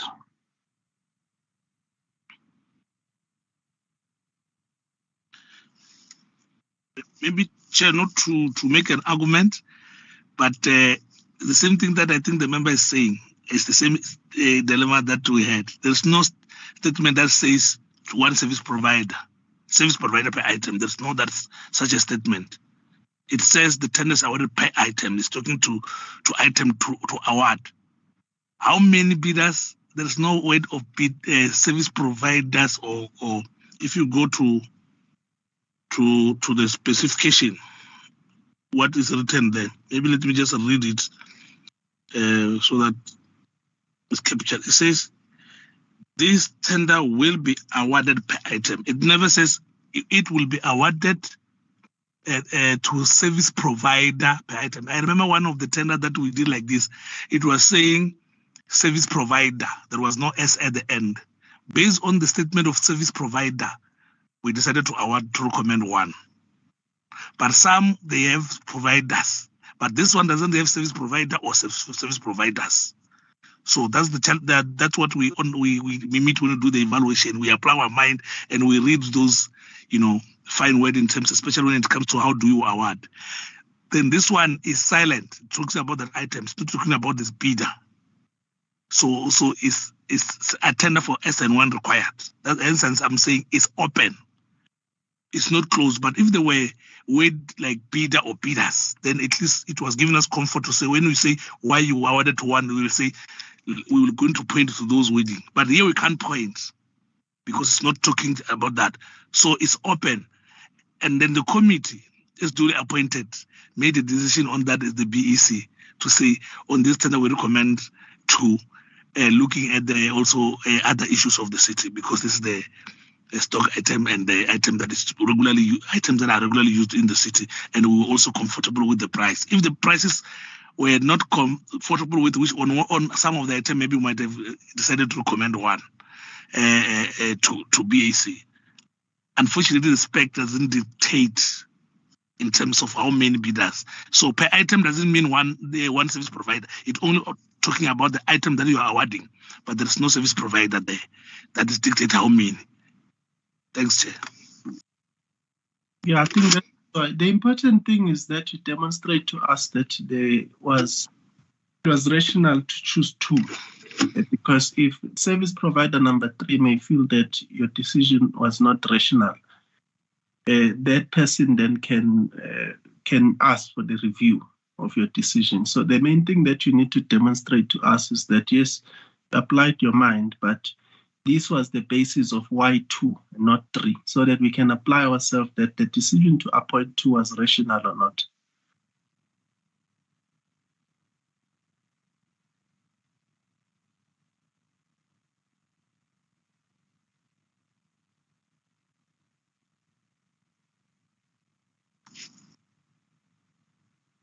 So, were you appointed to Ines, can you just check? Can you give us an example of how you got to them to? Meaning that possibly it's because those 2 were the price were the lowest scoring. Maybe one example. Okay, the decision, Chairperson, if you look, let's just start with item number 1 to check. If you check from the highest point scorer scored, charged 57 Rand 15 cents, and the next is 57 Rand 50 cents. The difference is just cents there. And even the next one, you can see at least it's just about 2 Rand.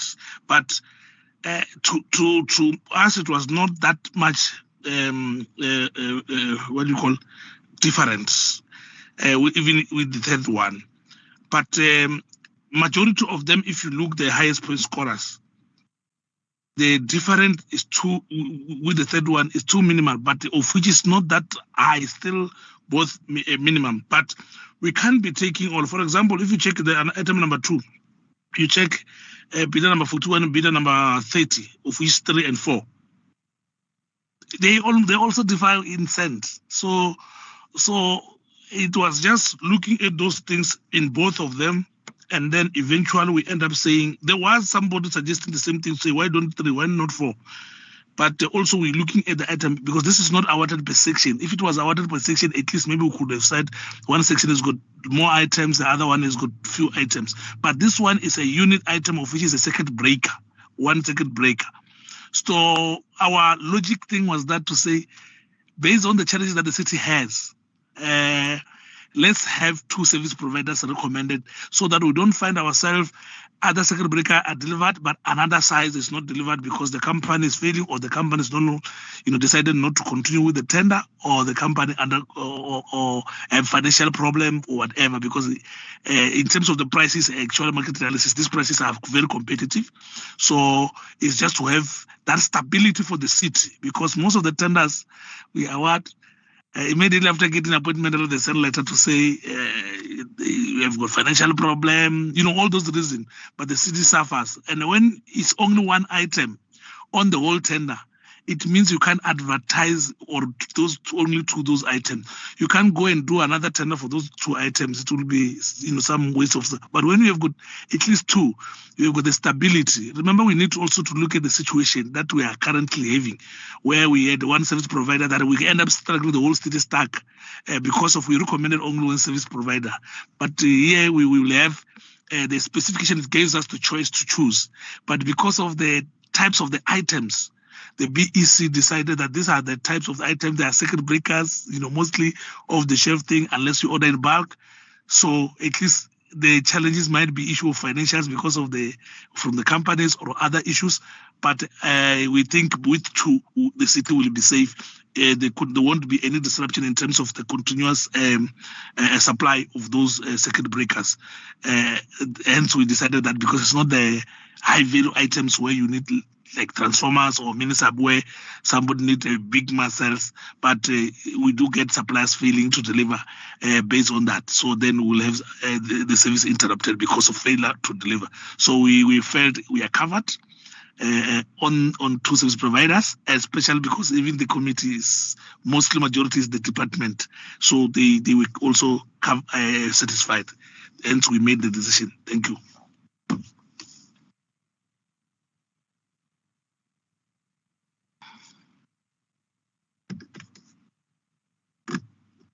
Yeah, Chair, I think we can then just make sure that for the record, the reasons of the PEC on why they chose 2 are then documented, and so that if in later we have to refer back for some reason, whether bidder number 3 takes it to court, we know that we did document the rationale behind.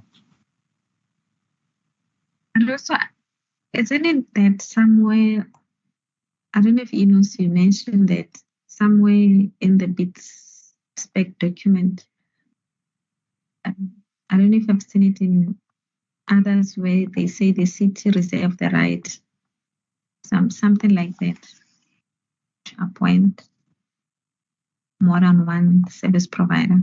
Is it not in this tender? Because I've seen it in other tenders.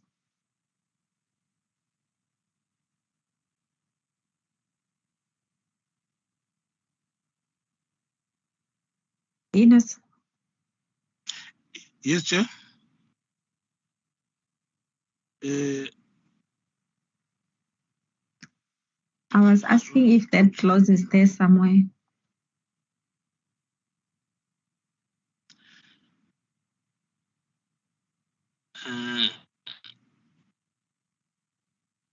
Hold on, Chairperson. Just going through this report.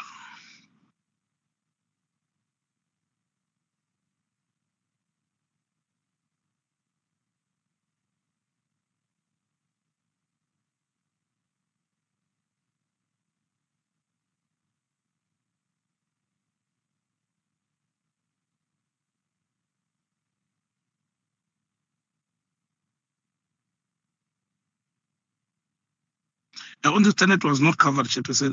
It's only if you check on the item number 7, you will see that it only says it was addressing the issue of the quantity, that the estimated quantity are not the actual contract quantity, but for indicative and evaluation purposes only. So it only covers that fact.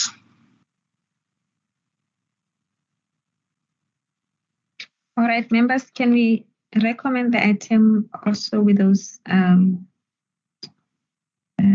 that they need to confirm regulation 45, they need to confirm the submission of the audited financial statements. I think the report also needs to be corrected somewhere. It says it refers to regulation 22. And also the committee note the reasons that have been provided by the BCC chair to appoint more than one service provider. As amended. Yeah, as amended, Chair. As amended, Chair. 4.2. As amended.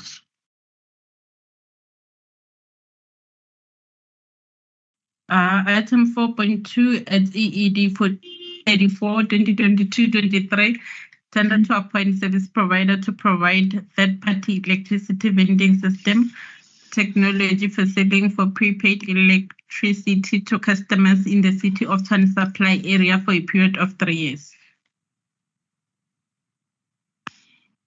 Okay, Chairperson, is Inos again. Chairperson, I think on this tender, but it's good that it is here. I'm going to withdraw the tender, but however, there is this thing that I want to run through the committee. This tender, there's a stage of which is the sample testing stage, of which this is the vending machine that sells electricity through either to the bank or whenever you're buying electricity using your phone or anywhere in the city.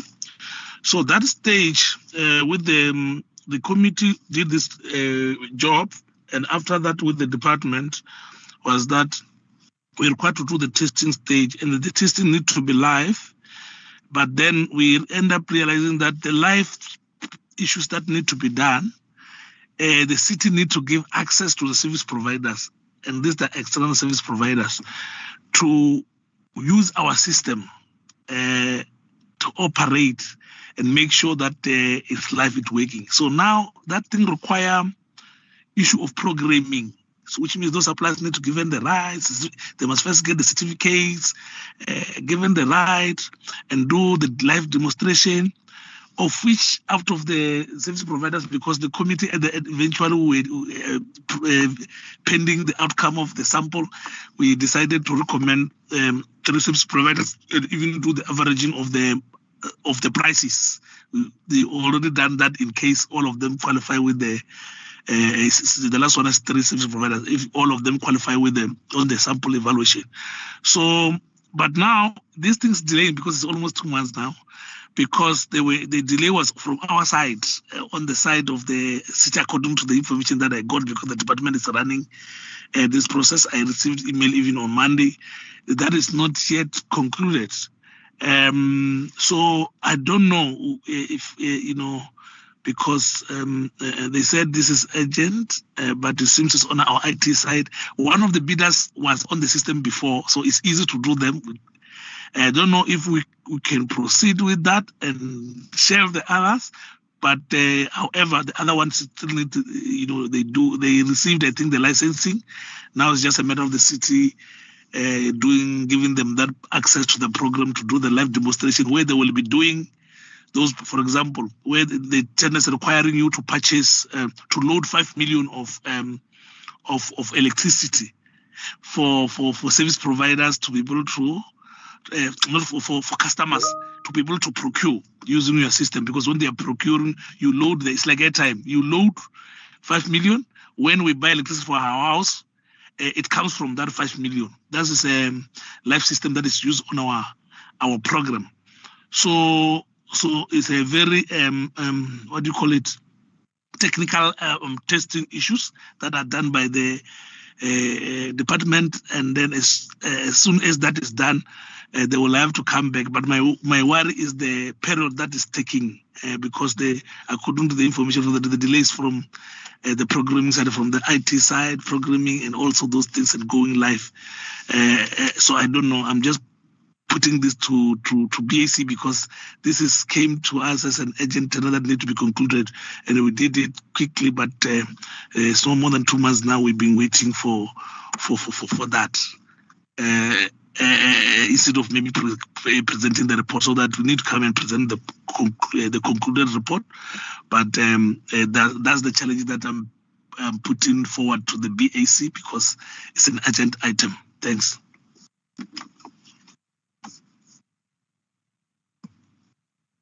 And revenue generating items, just to maybe to put it in a correct perspective. So because without this, and then we might be having issues with the people buy electricity and generating revenue for the city. I'm bringing this so that maybe you can assist each other in terms of how to approach that. Thanks. Members, do you have any comment on that?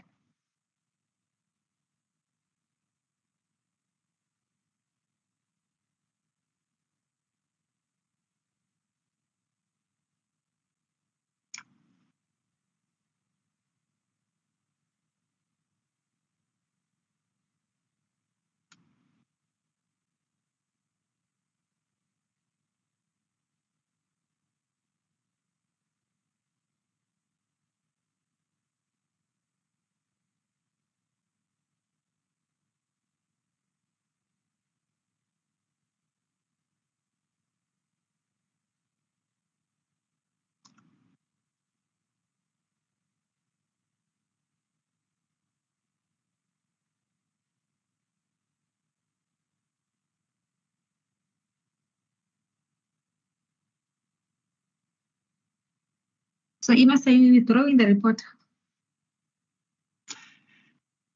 Yes, because the report is not completely based pending that information that I'm saying. So, but what I'm requesting is that maybe asking the committee to say, can we continue with the report and then waiting for that testing, because the issue of agent, remember, as if the report, we keep on sitting with the report at BEC that it deemed urgent, and with the city and this dire state of needing the revenue, it's also saying maybe we didn't shout. So we are the BEC, you are the BAC. We are bringing, this is the challenge that we are having now, that this tender is more than 2 months, and the IT issues still delaying this. We thought within 3 weeks we will be done, but now it's more than 2 months, and then we are not getting any far. But it's urgently needed by the department, so that we have a contract to that. I don't know whether they're on month to month or what they're doing now in terms of that, because this is as I was giving even an example, is for what we use when you use our phone or our banks to buy electricity. This is the tender. So it's urgent, but we are having a challenge that on the other side, the delay first was on the licensing part. It was done, but now the IT side, it takes too long because they need to give it live access, and they are external to use our system for certain customers to start buying, and so that they see that the system is working, the system that they are using.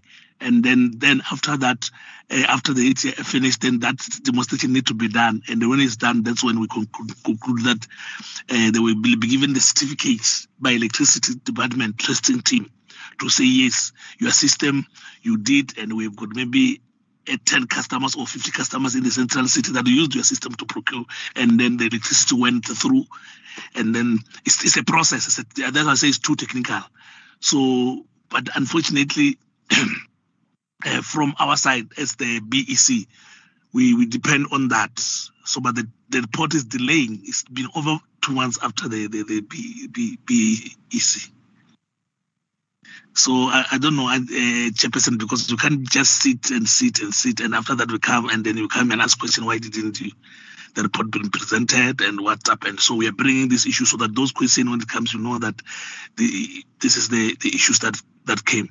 But actually was not there to be presented, was there to explain the story, so that this is the problem behind the report.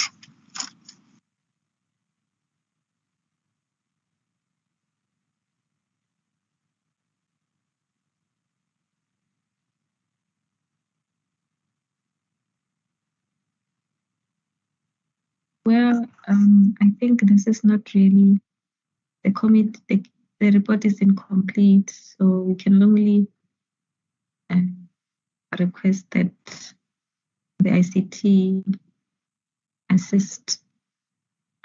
I don't know if Musa, you've got comment on this, but fast track the process.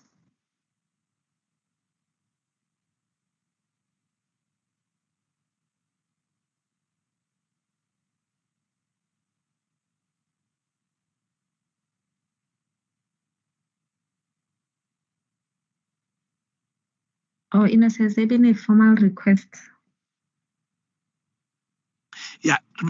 What we did during the evaluation, remember there are champions from electricity who communicated through the acting divisional group head of electricity, of which they are heading that project. So they did come, and then from there, what we did, means we agreed that they're going to do that. They indicated all those programs that need to be done. Then after that, they came to us. They're constantly communicating with us on the email to say, one company is they do have the license, but the other two, they don't have license. That's where the delay started. So they need first to get the license. When they're done with the license, after they got the license, they need to be given actually before they're given access, they need to our system need to be programmed to their system. Remember, they're bringing technology. Our system need to be programmed.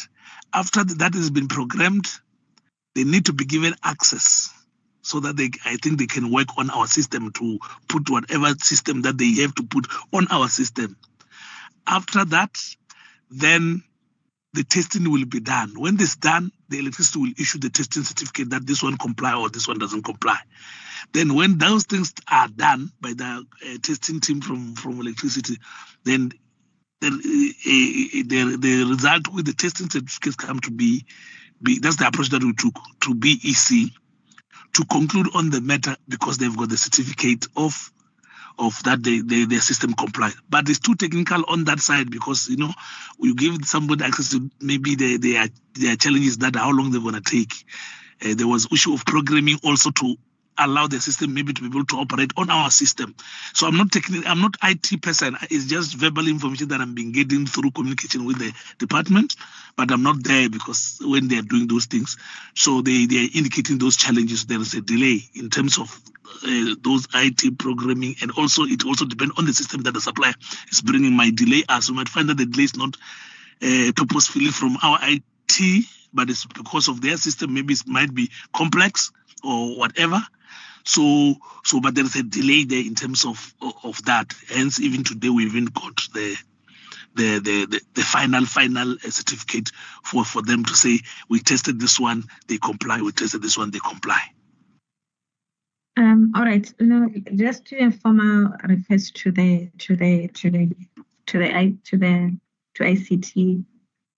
to the CIO. Okay. To ICT as well as to the GSO. Okay. All right. Thanks. Can we then move to the next item, members? Yes. So I'm just going to take you back quickly. I think we've just forgot one thing when we recommended EED 56.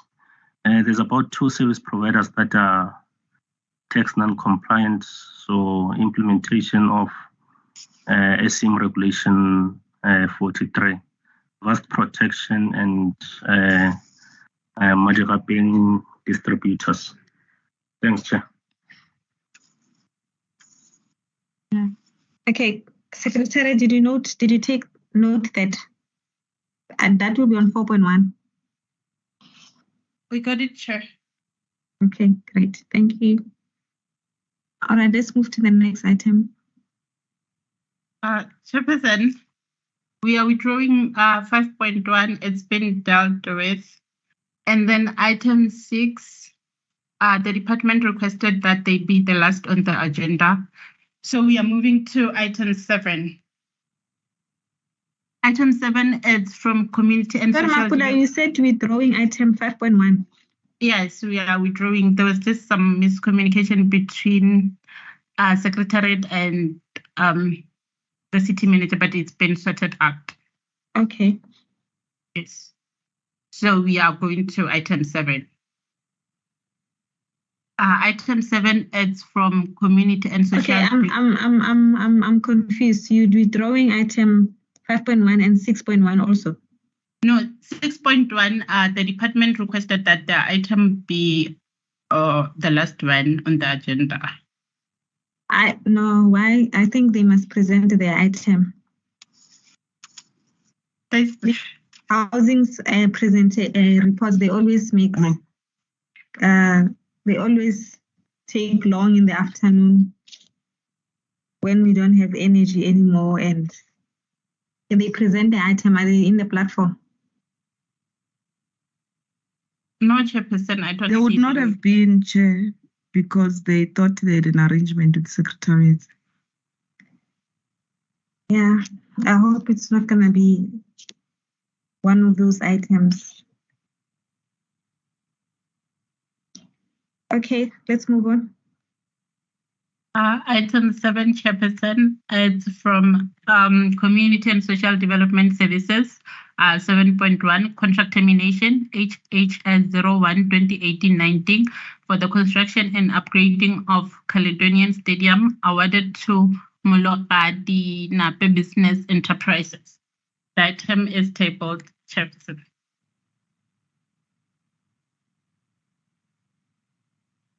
Okay, who's presenting this one? Chairperson, it's Felix Rajuli.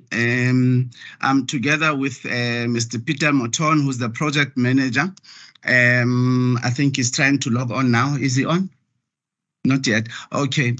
Yes, I can introduce the matter, and then Peter will then do the detailed presentation on it.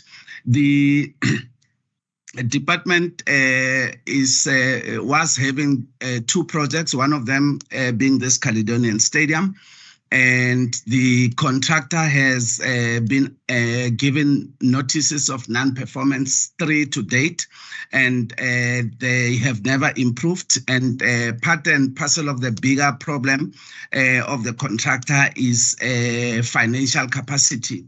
They have proven up to now that they are not able to amass the necessary financial resources that are needed to be able to execute the project of this magnitude.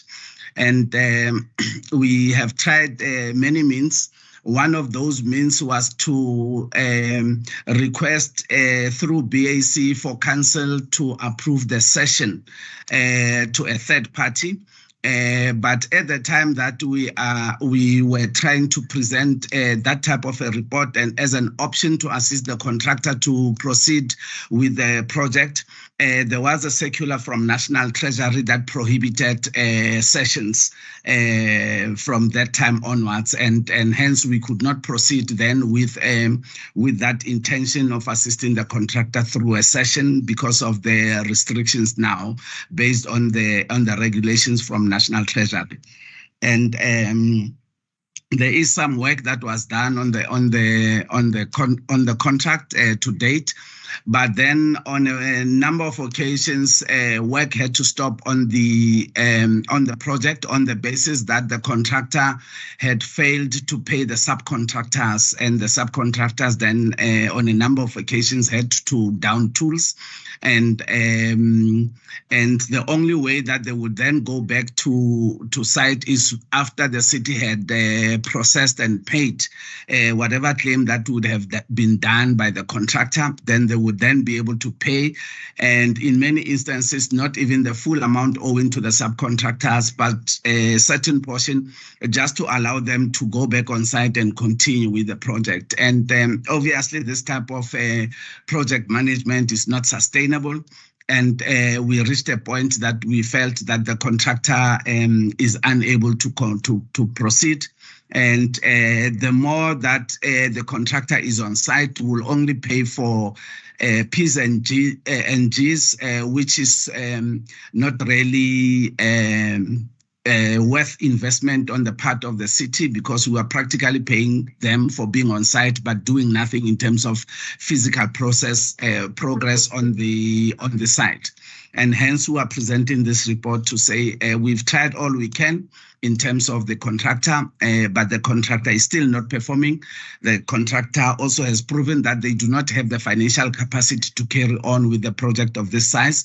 And despite the fact that they have a very high grade in terms of the contractor gradings, but in terms of practical work on site, they have failed to produce work that is worthy of a contractor with that type of grading. And hence we are recommending that the city considers terminating the contract going forward. Thank you.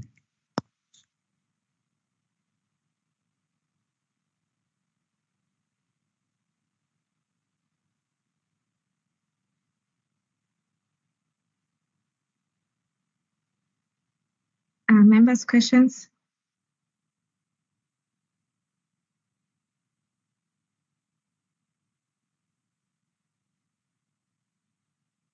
Chairperson, maybe just a question to the AGH. I think the acting group head was quite clear about the need to want to terminate. My question is, if that is the view of the department, I've not heard in his presentation, for instance, referring to the view of the consultant, if we have a consultant on the project. If so, is the letter from the consultant or any correspondence, just for completeness, also attached? I'm trying to open the attachment. Is it also attached? I'm just trying to deal with what naturally happens after termination. People challenge it so that we get some level of assurance on comfort that our ducks are in a row. I also see in the body of the report, there's some mention of non-payment of the main contractor by the city, but it looks like it was sorted. But then there was also non-payment by the main contractor of the subcontractors and the APWP and the work. So I'm reasonably covered there. But maybe the AGH can also, just for comfort, give us that from his vantage position, is he satisfied that the city has met its obligation, especially the payment of the service provider, albeit maybe belatedly or in a manner that is not necessarily consistent, but is he satisfied that we have discharged that obligation? Thank you. Through you, Chair. Thank you, Chair. And thanks for the question, Dr. Kali. What has happened is that there's been extensive engagement with the consultants, and for us to reach this conclusion to present the termination report was in line with the technical advice that we received from the contractor, and we are just then formalizing the process through BAC. But the contractor has been notified to say, if you don't, I think in terms of the process, we write them a letter of non-performance, and we give them a certain time to respond and to correct the situation. But on all the respective times that we have submitted the letters of non-performance, they have failed to respond and attend to the issues that have been raised. And on the issue of the city being at fault, yes, at some point the city had serious issues. It still has. But there is a time that we could not pay the contractor from a period of, I think, November up until about February this year. And that's where the city then defaulted, but we all know the issues around the city. In fact, this project was a bit lucky that it was not one of those that were halted, but it's one that we motivated for the continuation. And as a result, even if it was delayed, but the department did honor and the city did honor that payment, be it that it was late. But that the fact that the city defaulted on payment does not necessarily take away the reason for this termination, that the contractor is not performing. Hence, we are of the opinion that despite the fact of non-performance in terms of payment on the city, but it does not take away the non-performance. There is no proof from the contractor to date that they will be able to undertake this project and finish it. I thank you.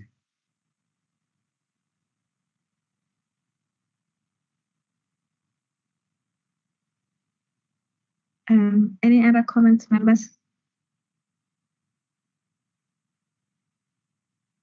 I suppose those letters are attached to the report.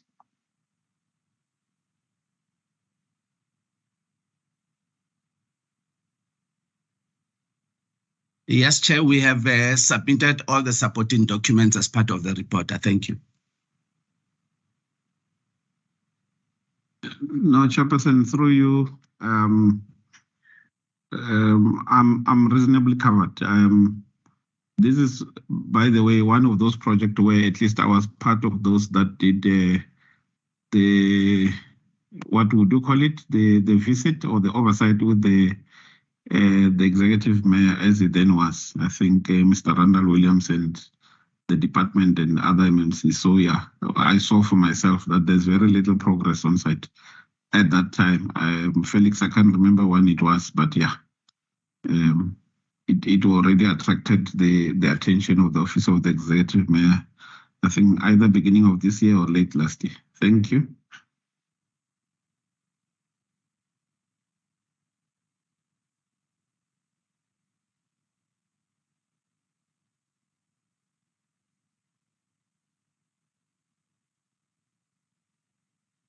As recommended, colleagues.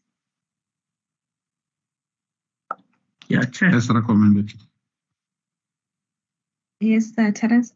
Yes, I think I'm also comfortable, Chair, if the department has exercised all the contract management principles to the latter, Chair. So for houses in order as the city, I'm comfortable with the termination, Chair. And I think once it hits a termination like this, Chair, then it triggers a process of blacklisting.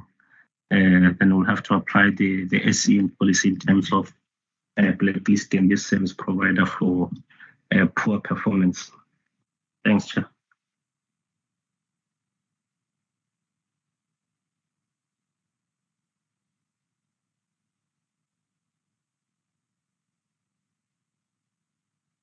Right. I think the committee then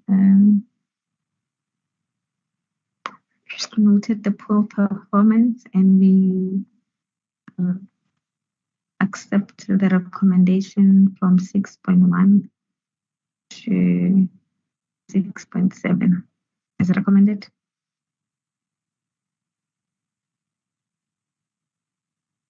Mapule, let's go to the next one. The next item, Chairperson, is item 8 from Group Audit and Risk. 8.1 GAR 03/2022-23, appointment of a service provider to assist HCT 2022-23 annual financial statement, TIDA 2022-23 annual financial statement review. The item is tabled, Chairperson.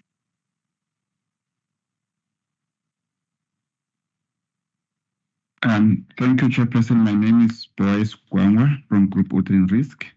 I would like to first declare that I've got no conflict of interest, nor any of my family's members have any interest on the item to be discussed today. Chair, we would like to present a report to request the ABC to approve the appointment of the two service providers that will assist us with the review of the annual financial statements for both TIDA and also for ACT as well. In terms of the report, Chair, we made a direct appointment in terms of Section 36 of the SCN policy, which allows us to make a direct appointment because we are utilizing the fixed rate. Therefore, we have identified some of the service providers that will assist us with this particular audit. All compliance requirements were performed by ACM and were met.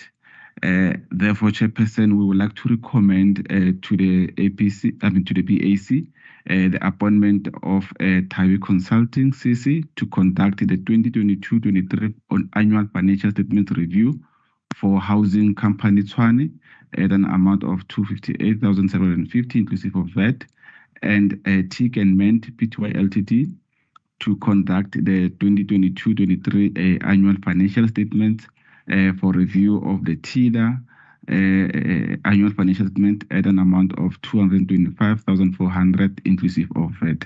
Chairperson, the report is tabled. I will pause there for any comments or questions. Thank you.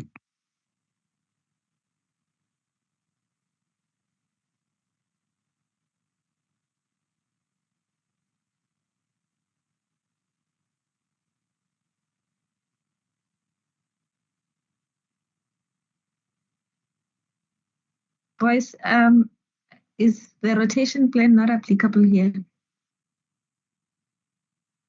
I thought all your reports must come with a rotation plan. Yes, the rotation plan is also part of the attachment there. But maybe what we can do, Chair, if you allow, we can flag the rotational plan on the screen right now.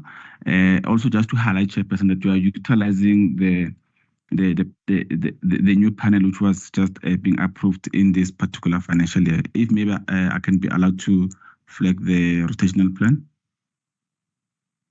Yes, do.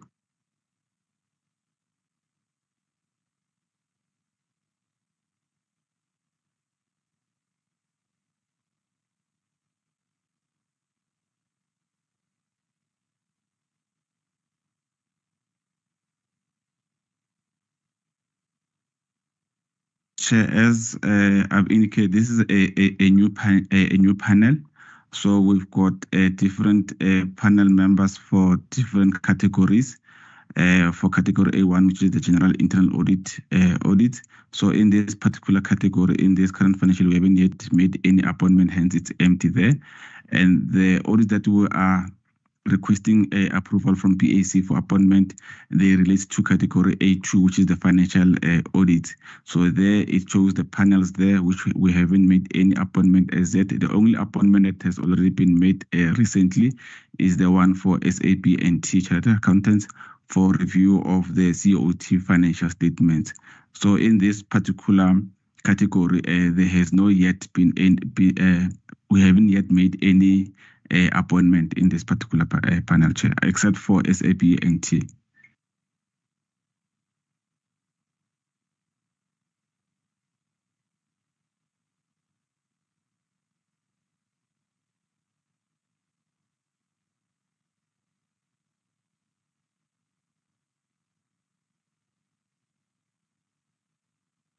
Members, any observations, comments, questions?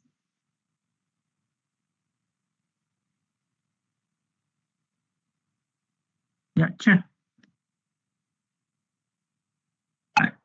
So basically we're dealing with priced panels here.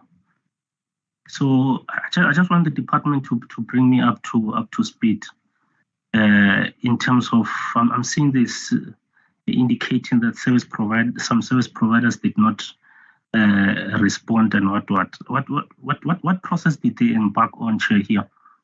Because for me, the price panel is simply allocated. The rates are there. Everything has been approved. There's no need for us to go out and request service providers to quote. So what went out exactly here to the bidders?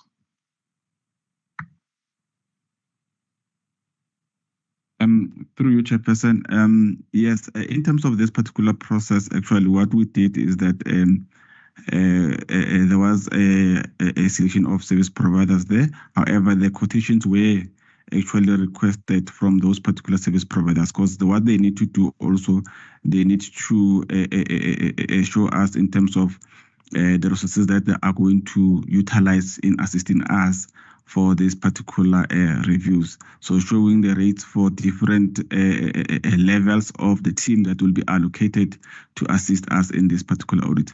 So just to simply answer the question, Chairperson, yes, we did actually request quotations from those particular service providers. Some of the service providers, they have not responded to the request for information.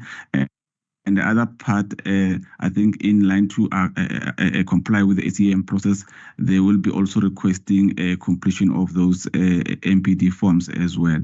Thanks, Chair. I don't know if I've answered the question or there's still more clarity needed. Thank you.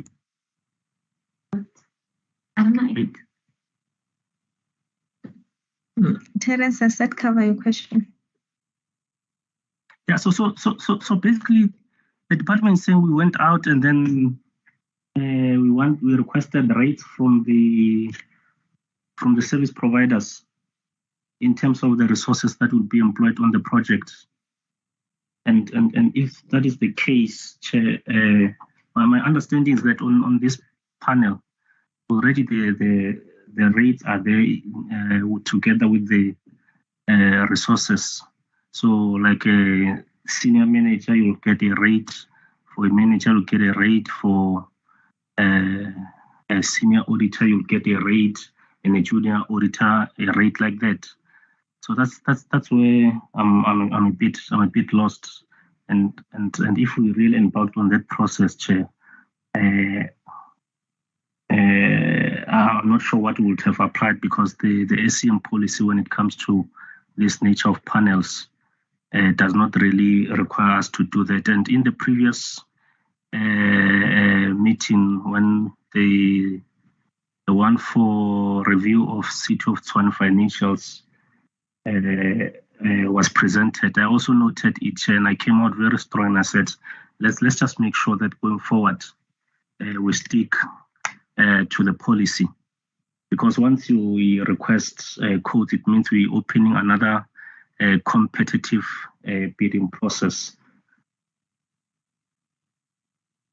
So yeah, I think I'm not comfortable when it comes to that process, Chair.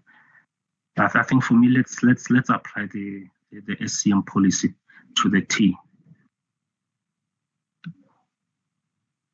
We simply rotate bidders here, and we will stick to that.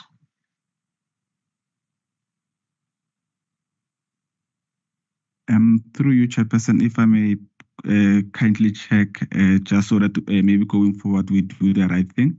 Maybe just before I ask this particular question, just to also maybe make a point to say that we don't necessarily ask for I mean, what do you call the rates, or we don't give them the rates, but they are approved rates which are already fixed there. So we don't expect them to exceed those particular rates from their side. But now, as a way of going forward to make sure that we don't do the wrong way, I mean, we don't find ourselves not complying with the processes. It means that we just need to only select the service providers, and we take it from there. We don't have to select any. We don't have to contact them for quotations or anything like that. Is it what I'm getting from you, Mr. Khote, if I'm correct? Thank you. Just to make sure that going forward we do the right way. Yeah, no, you spot on, boys. So it's a price panel. You simply apply the rotation plan. Okay, no, it's noted. Thank you, Chair. Yeah.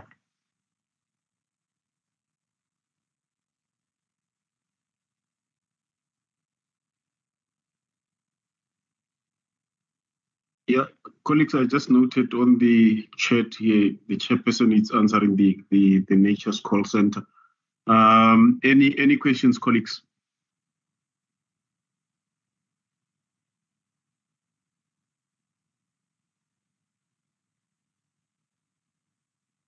Am I audible? Oh, you are interim chair. Okay. Is there anything we need to change with the recommendations, colleagues?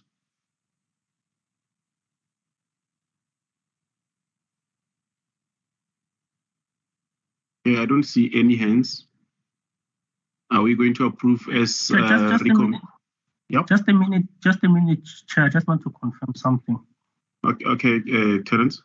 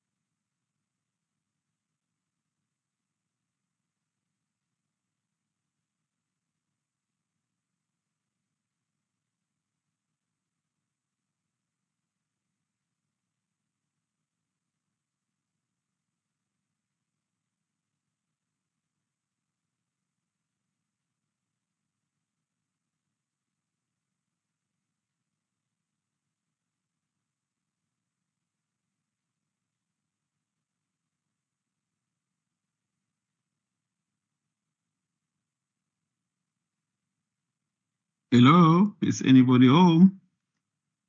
Just give me a minute here. I just want to check something so I can advise the department appropriately going forward.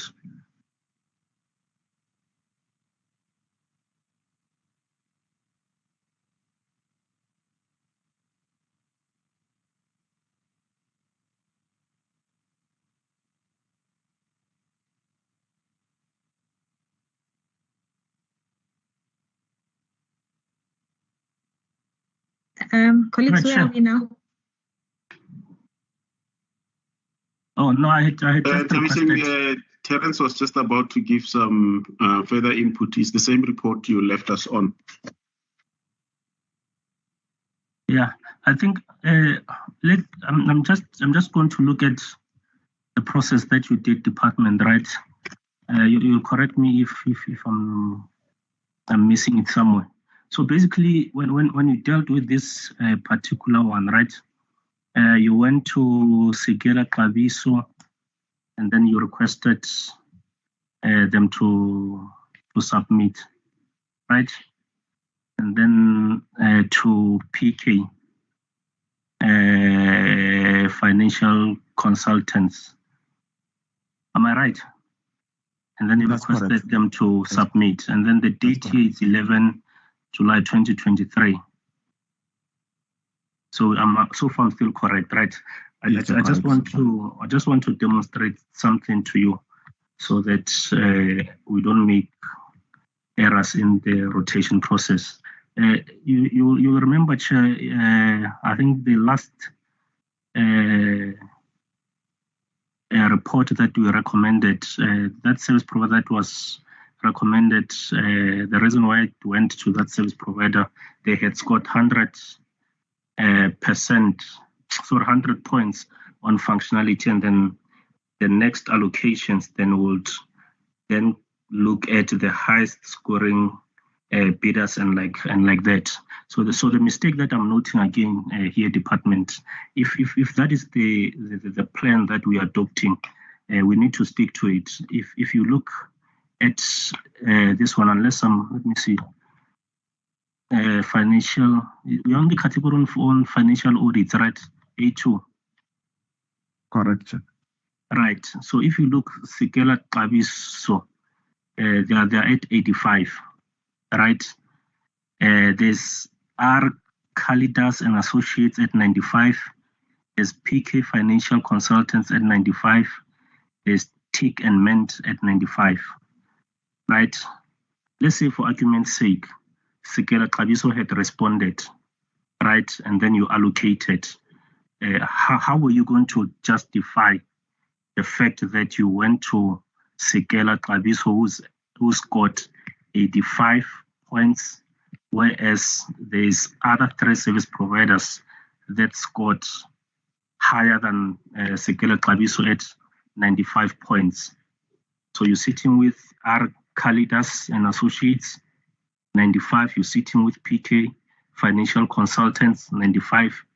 Tick and Mend P2 Ltd at 95.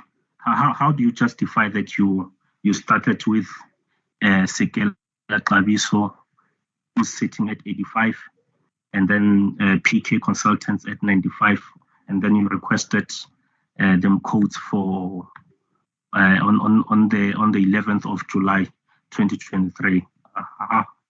You get what I'm saying? Yes, I get you, Chairperson. I'm trying to remember because of, as far as I could remember, we were first trying to look at those who have scored high first. But from what you are indicating, I get the impression that we started with those which has got low. That's what I'm trying to think and remember. But like what I'm trying to tell you is that the plan was to start with those which have scored high, and the moment they didn't respond, that's where we had no other option to start going to the other service providers on the very same panel, because of those other ones, they were not responding. Yeah, I think that there's something you're not doing correct, because Sekela is sitting at 85. If say for example we're saying we made a mistake, maybe we thought you're starting with the one that's got low, then another argument, there's no such financial services at 70. So as I'm saying, let's make sure that we stick to this properly, so that next time we don't have to explain anything. Noted. So if Sekela had responded, we are in trouble, because we can't justify why we went to them.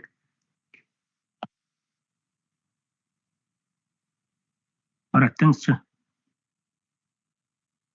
Thanks, colleagues. So let's just be consistent. I think the main issue is consistency,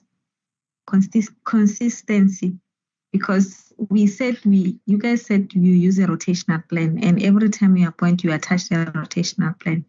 So let's make sure that we follow the rotational plan.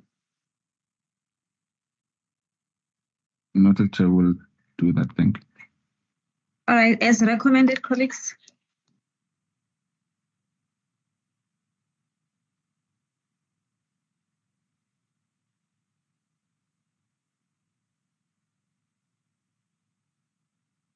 What are we recommending, Chairperson?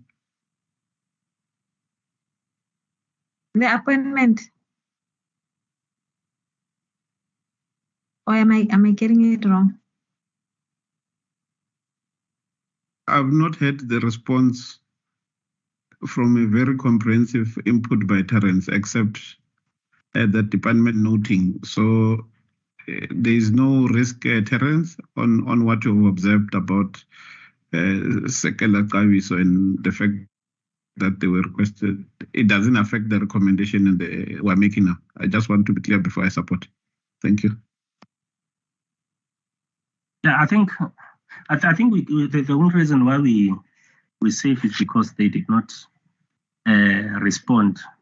But I think I'm still sitting with a worry, Chair,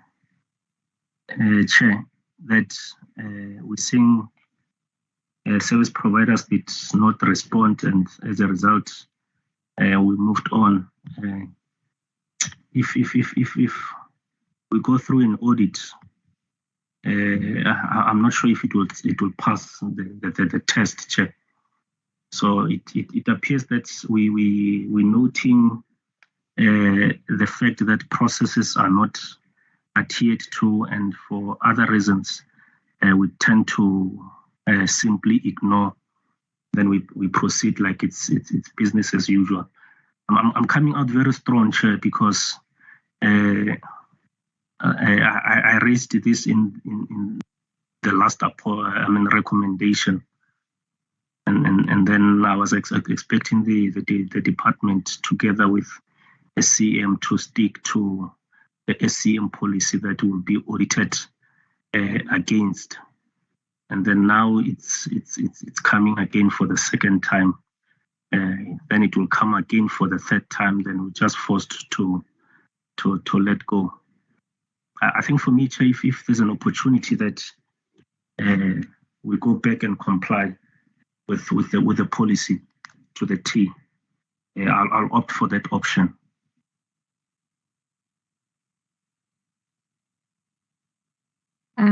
Boyce and Boyiswa, because I saw Boyiswa's hand on the platform as well. Thanks, Chair.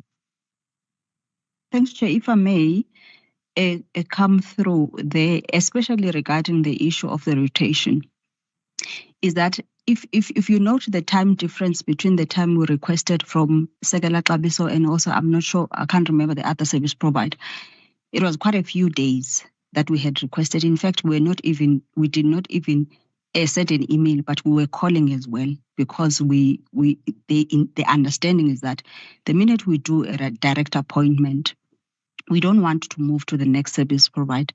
Up until then, we get a response. But they indeed, even after so many calls and emails, they did not respond. And therefore, because time was not on our side, we said, okay, rather than waiting for them to respond, because they did not respond at the time that they were expected to respond, even after phone calls, then we went to the other service providers.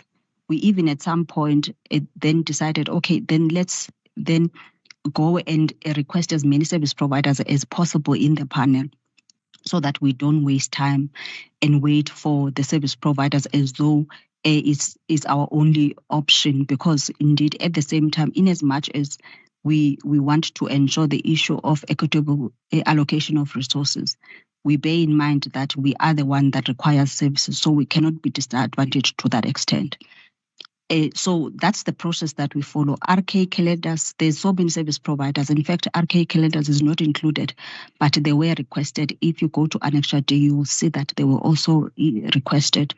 And the reason why we did not request Ernst & Young is because I had indicated even initially that these service providers find themselves in all the other panels. They were already identified for another critical project in the build environment. So we did not want to create a duplication in that regard, and that report will be coming to BAC soon. So I do therefore request specificity, because remember, when we do this procurement, we get guidance from supply chain and direction in terms of what's the process that we're going to follow. Even the matter that Terence is talking to regarding the requesting of quotations, I wrote to the DH supply chain to say, please explain to me, what does this part of the section mean? Because then it's as though supply chain, when they embark on this process with us, it's as though we are requesting quotations, because then we wait for 7 days, we close the bid and all that. And the DH, all she indicated was that, no, that's not the process that is supposed to follow. The SCM individual did not understand the process. So, Chair, in all fairness, this process, we embark with it with supply chain, who are then the implementers and the policymakers in this regard.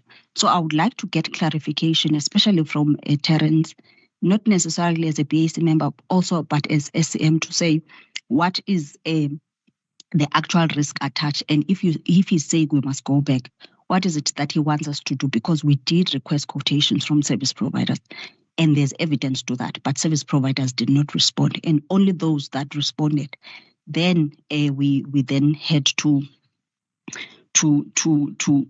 appoint. And if it were according to us, they were not necessarily the best option that we had, but we had no option but to appoint them.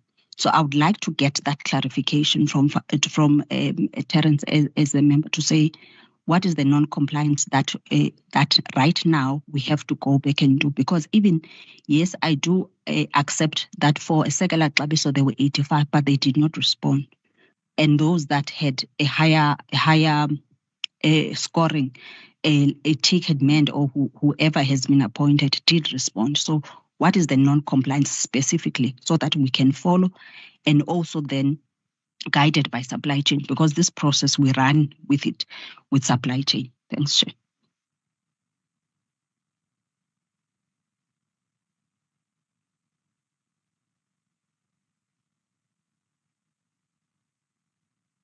Terence? Yeah, it's straight to the point, Chair. You can't link the decision to the SCM policy.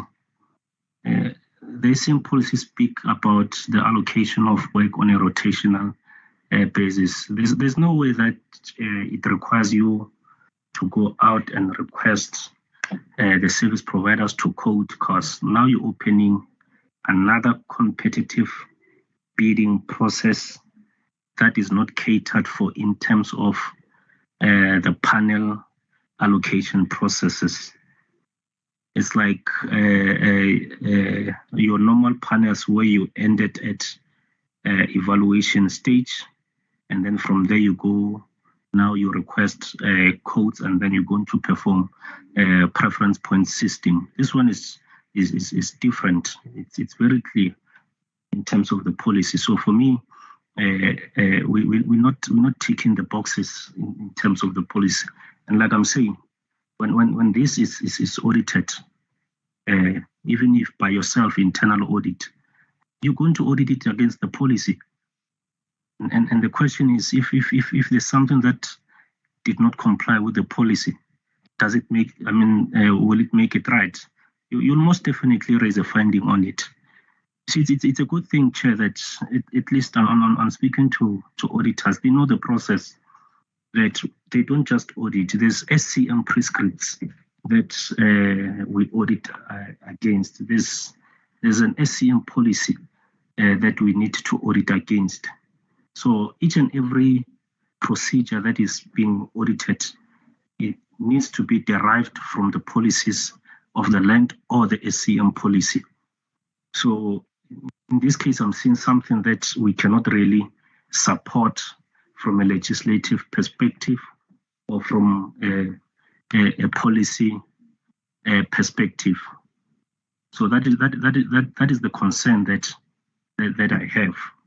As I said in the last sitting when we ignored it, I said let's take the policy to the T. That was my closing remarks when we made the previous recommendation. So yeah, it's a pity that it's coming again for the second time like this. And Chair, as Buiso was explaining again, I'm picking up another risk. Hence, I'm saying we'll need to ensure that we stick to this rotation plan. She made mention to Ernst & Young, who's sitting at 95 points in terms of functionality. And then, if I understood her correctly, she said they were excluded from the process because they identified them in the another category on is it built environment audits, right? And again, I'm going to come out very strong, Chair. I'm seeing Ernst & Young on builds and audit is sitting at 85. I'm seeing the next service provider, number 48, PT Financial Consulting at 95, TIC and MET 95, Forensic 90, SEP, NT Chartered 95. You know, so I'm just saying, if we to exclude, let's make sure that we're not disadvantaging this bidder, because should a report come and then you just went straight to Ernst & Young at 85, we'll raise the similar issue like we raised with Sekela Xabisa to say, how did you decide on Sekela Xabisa who's sitting at 85 and you did not consider high scoring bidders first. So let's just make sure that we cover all the risk angles before we exclude a particular service provider from a category being targeted to another category. Let's make sure that when they get to that category, they're going to comply fully with the rotation plan. So I think Chair, to respond, I'll cover it like that. I was simply raising another risk that might be coming with the next report. So yeah, department will have to go back and just make sure that this is applied to the T again, the rotation plan. Thanks, Chair. I guess the issue now is that do they have to go back? And if they go back, what is that they need to do? Or they need to rewrite the report and follow the rotation without having to mention the other service providers? Is that what we are asking them to do? Yeah, no, spot on, Chair. Let's go back. Let's apply the policy, and then we take it from there.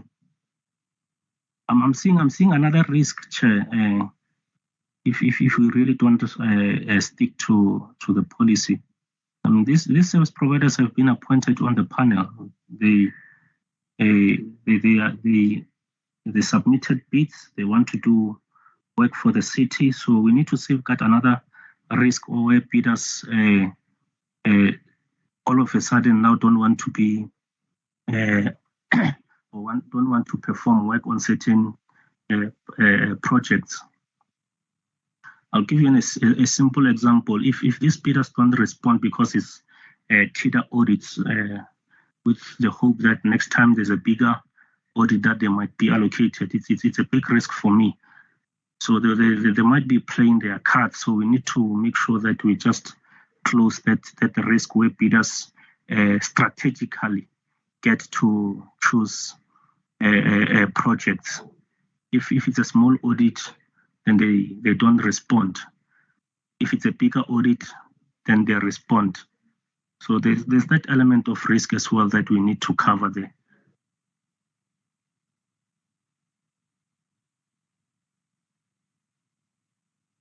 No, thanks, Chair. Buisa? Chair, just what Terence is talking to there, please, if you could guide me and explain to me how do we prevent that risk as the department? Because remember, we don't engage, we are not service providers. Therefore, we don't know at what point, what is their calculation. What we do is that we request bids, and that's all we do, Chair. And if you remember, even in my previous discussion to the BAC, I said to the BAC, it's important that SCM articulates for us clearly how the rotation plan should be applied.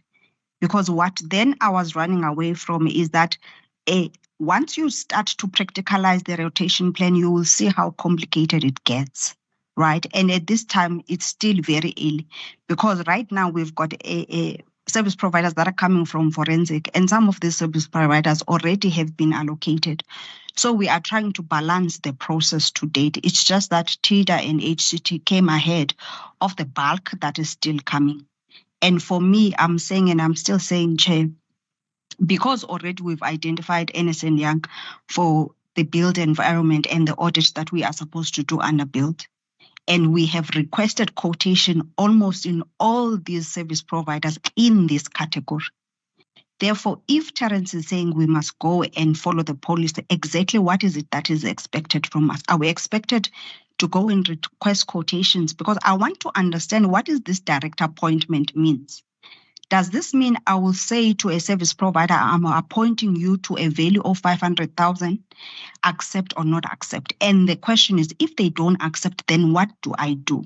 Because for me, this is the clarification that I need to hear, to say, if you are saying we must make direct appointments, because that's what exactly we did. But the quotation is just a formality on our side, because we are saying then break it down the resources that we are going to allocate, because the service providers, depending on their manpower, don't allocate the same resources and don't even charge the same rate. But what we always guard against is that you must not exceed the COT rate. So when he says we have not done the direct appointment, what does the direct appointment look like? Because we did this in consultation with the DH, supply chain, and supply chain themselves. So we did not run this process on our own. We did it with supply chain. So I just want that clarity, because we pick a service provider, we say, give us a quotation. And this is not a 3 quotation. So we are not saying we'll take whoever is cheap. No, we are saying break it down for us. So the quotation is just a formality, so that then we have a figure that we are going to put on the report.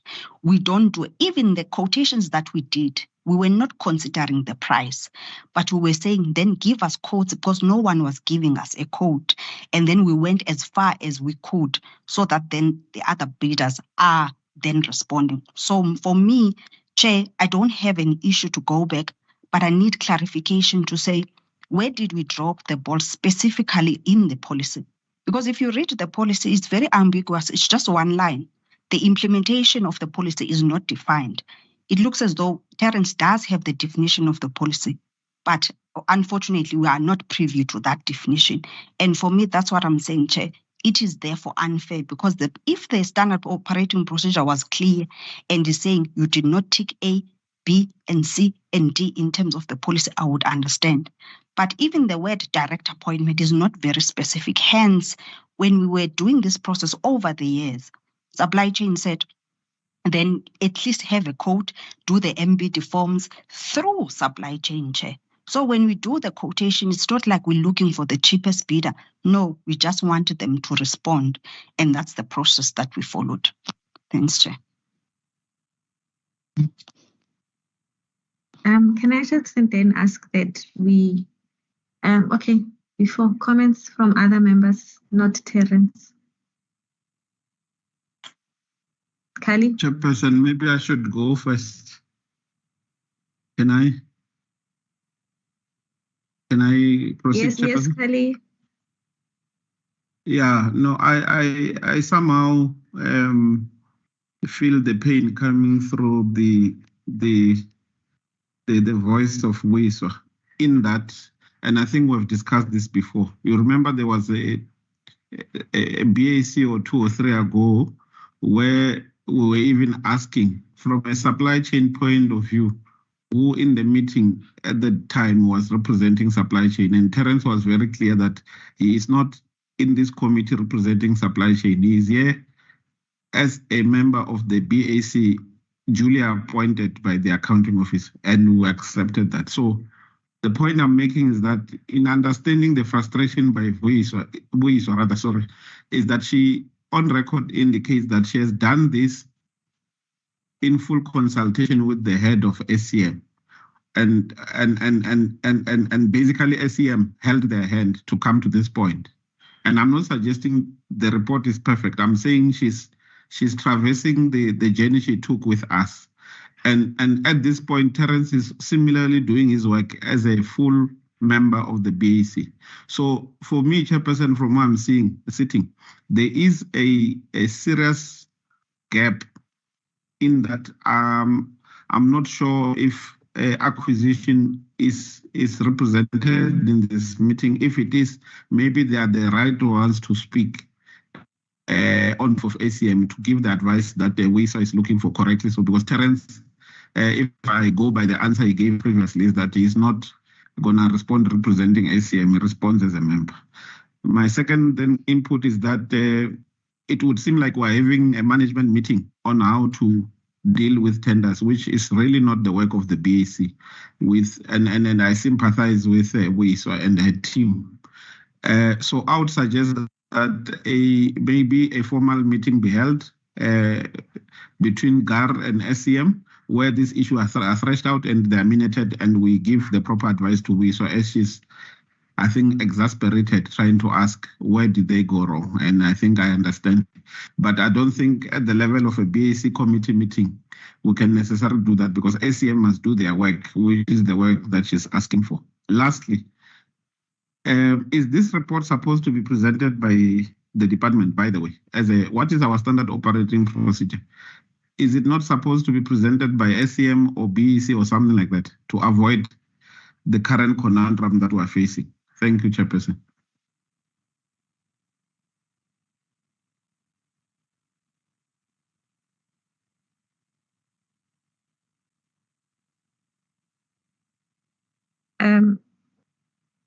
Do we have someone then from supply chain to clarify?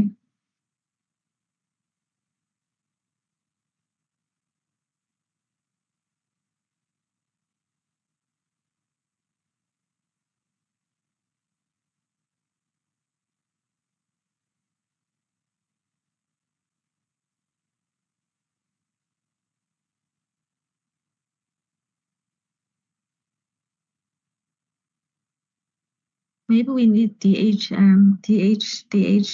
as well to clarify. But my understanding is that from Guiso is that they had followed a similar process. It's just that on this particular one, when they were following it, the service providers that they were following with then did not come back and quote. I think that's where then the problem came, because had they quoted, then they would have probably went with that service provider. I don't think they said that they were looking for a 3 code and with the cheapest code, they would take the cheapest code. They were specifically going to the first service provider on the rotational list, and then that service provider did not respond. On the basis of the fact that they did not respond, then they went to the next one. Is that the case, boys? That's the case, Chair. Thanks. Okay, Gwena? No, Chair, I just wanted to, maybe it's more a procedural issue again that Kali may have touched on, because now you're looking for SCM is not here to really clarify these issues. Can it be made clear then that divisional head CM allocate a resource to the committee that would support, so that we don't from time to time have to waste time looking for somebody to clarify these issues? I think we have taken far too long on this issue because purely of, on the SCM issues, which SCM as an entity is not here to clarify. And I'm excluding member Terence here because he's commenting as a member of the committee, not necessarily as the SCM representative. Thanks.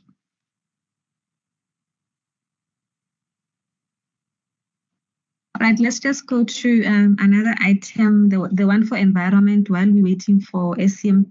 Member Nonto had her hand up. Yes, Member Nonto. Thanks, Chair. I had a point. Oh, sorry. Yeah, and I actually don't know if this is what Kali was saying, because I walked in midway, nature calls. In my view, and this would have solved the problem, this report should not even be presented by the department. This was an SCM process, and the person was coordinating from SCM. I mean, we do the same thing. When I appoint from the panel, the SCM person comes and the department joins in to then support the presentation in terms of the business content of the service that is being procured. And that would have helped because SCM would then have taken the committee through the process that was followed and being in a position to respond to the questions and the concerns that are raised by the members of the committee. And maybe that's what the resolution should be, that SCM has come and present their report, this being an outcome of an SCM process, and the department being in attendance to support in as far as the business content of this service that is being procured. Thanks, Chair.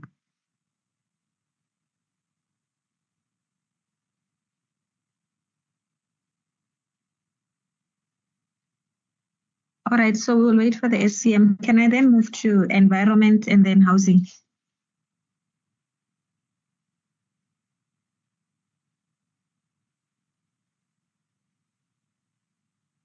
Chair, are you waiting for SCM in this meeting, or the report is going back to return with all the issues that Terence has raised cleared, but also being presented by SCM in line with all other panels? or whatever rotation reports, and with the department then supporting SA. I just want clarity whether they're just coming back to answer questions for a report that's likely to be referred back. Thanks. Well, at this point in time, I don't know if the report should be referred back.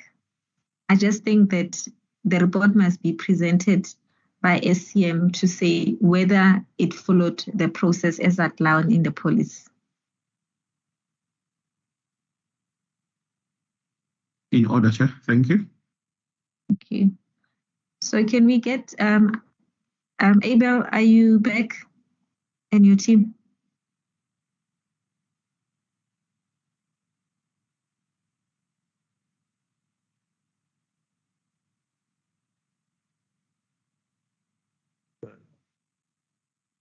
I'm back from environment, Mapope. Yes, have you circulated the report? Yes, we sent it to Rab and yourself, and divisional head, supply chain management. Where will the report come from? Coming from Amanda. Did you email it to the secretariat?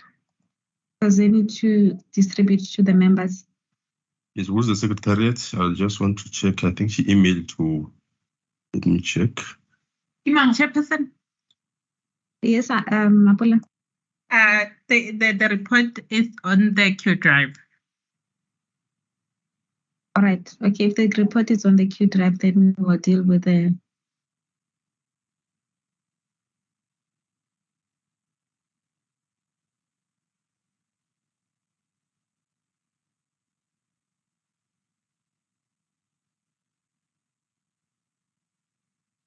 Hello? Must I present it or Rab want to present it?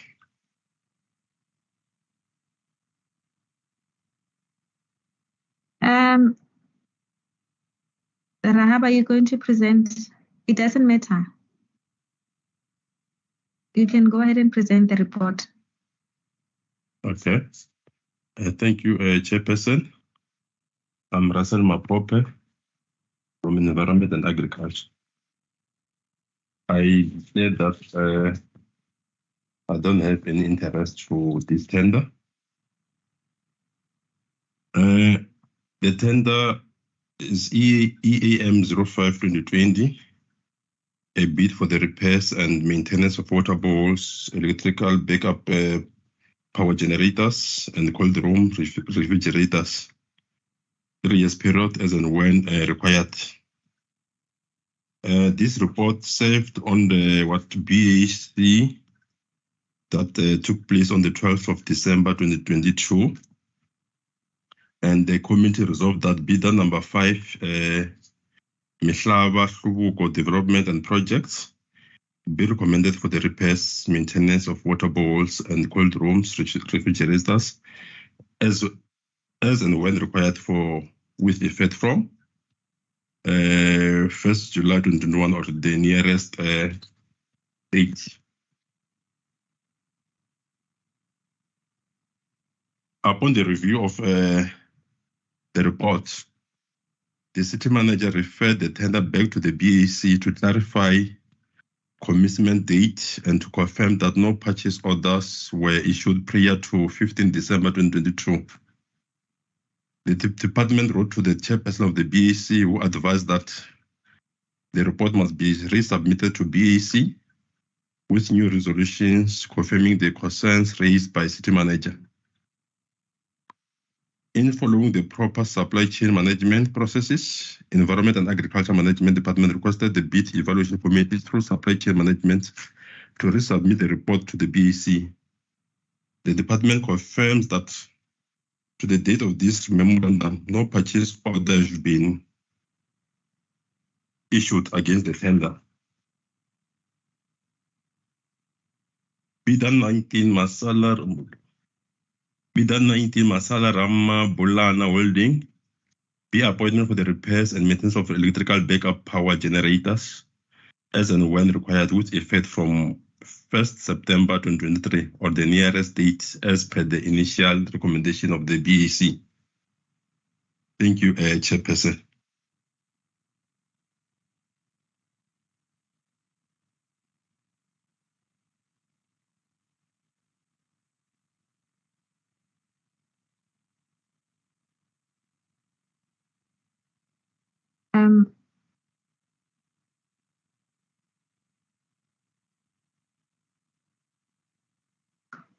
Did you attach a comments from the city manager?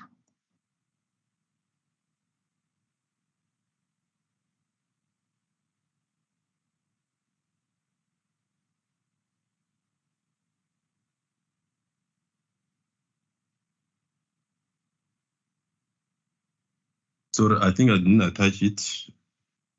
You can just slide them. Just slide them. Okay.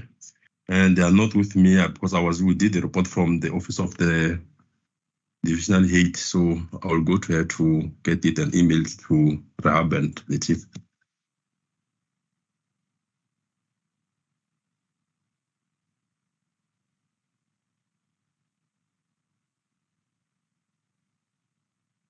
Is it fine, Chairperson? Yes, you can ask them to email it. You can call them. But the other thing that city manager required was to say that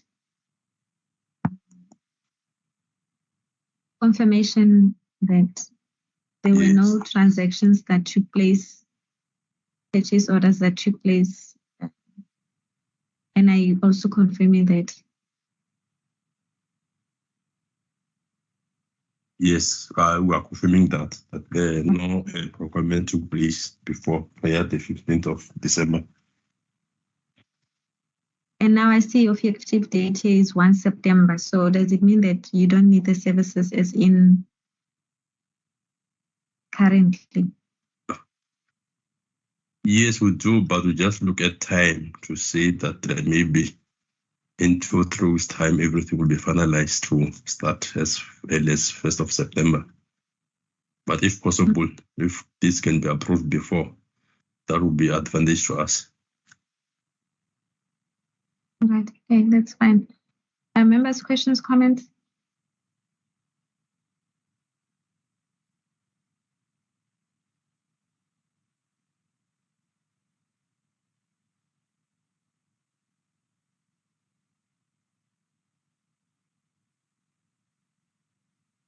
Is the committee okay with the report as presented?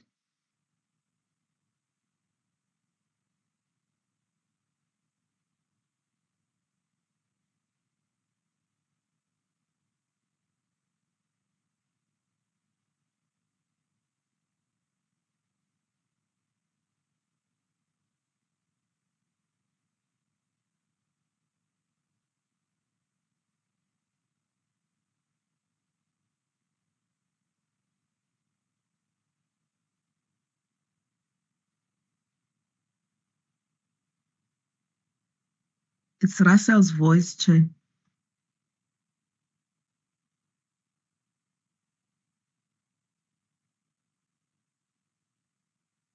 No, I've asked if the committee is okay with the report. Can we recommend the report to move forward? Yes, I support the report, Chair.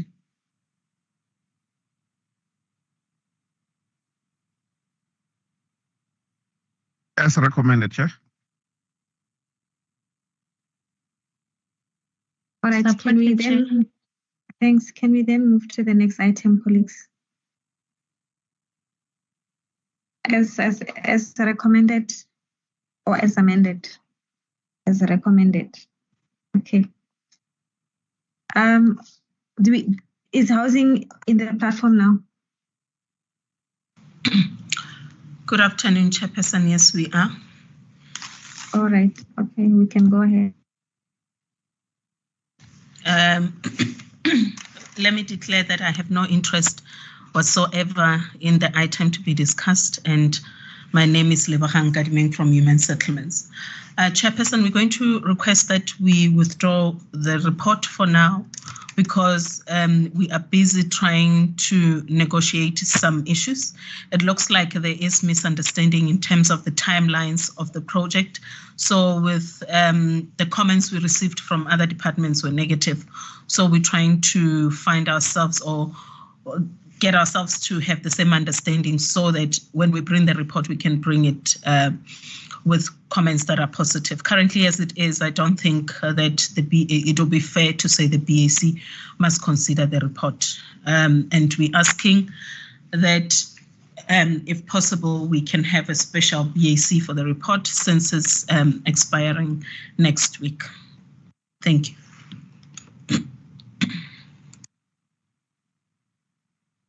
Okay, thanks. The report is withdrawn. Can I just then ask, I think, Kali, you said you've got an agent report. Can that report be distributed?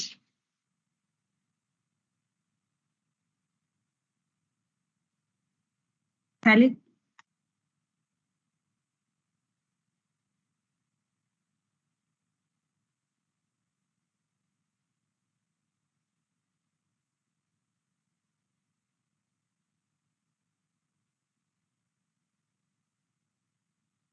Mr. Panyan? Yes, Chair, you're calling my name. You said you've got an agent report.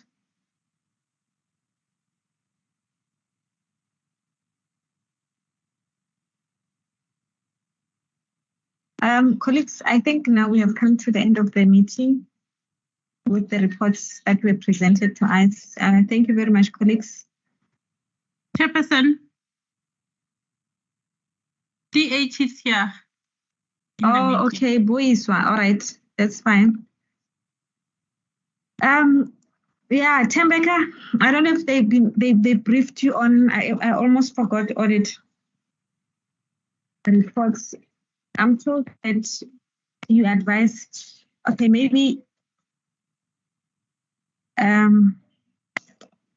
to say that in terms of your understanding of the process of appointments in the audit and risk, but also clarify the alignment to what is the requirement of the policy in relation to the rotation, because it will appear that the department went out and requested the quotations from service providers, and they did not get a response from the service providers, and then they moved to the next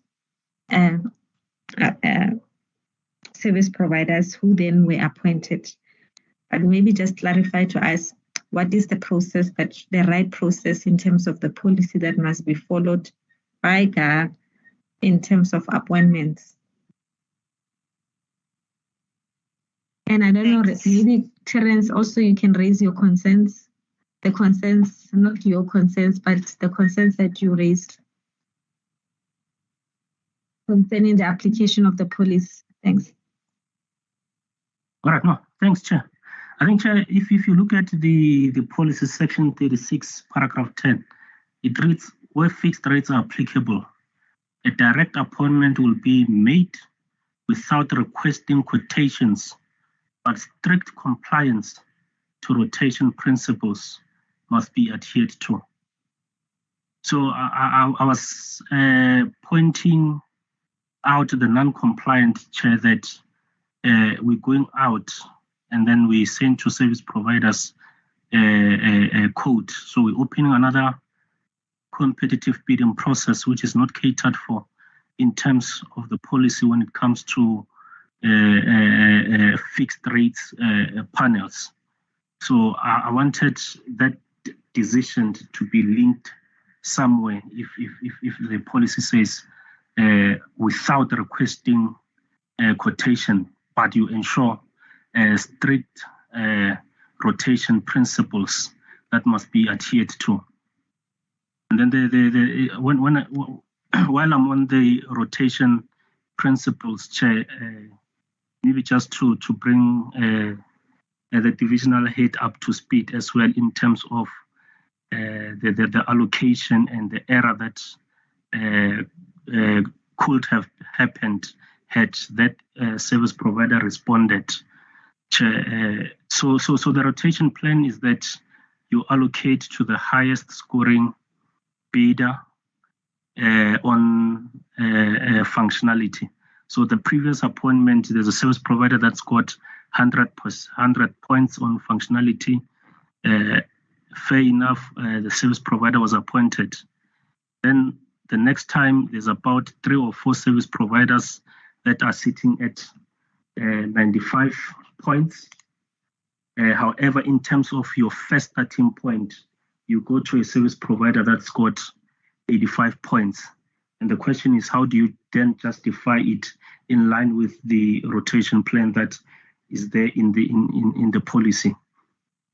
The understanding is that you should have went to the service provider that's got 95 instead of 85. And because you're sitting with about 3 service providers that are on 95, I think they selected PK Consulting, I think, that is at 95. And then what about the other 2? So in the last meeting, Chair, I remember when I also came out very strong to say maybe you can roll a die if you're sitting with a tie. So it looks like just those principles are not covered. I mean, if you've got 3 service providers that have scored 95, how do you select PK instead of Ernst & Young? So that I think for me was also not demonstrated. So that rolling of a die, if you're sitting with a tie, for me needs to happen, and then it's well documented that you rolled a die and then it said bidder number 3. Hence you went for PK instead of Ernst & Young, for an example. Yeah, I think I'll summarize it like that, Chair.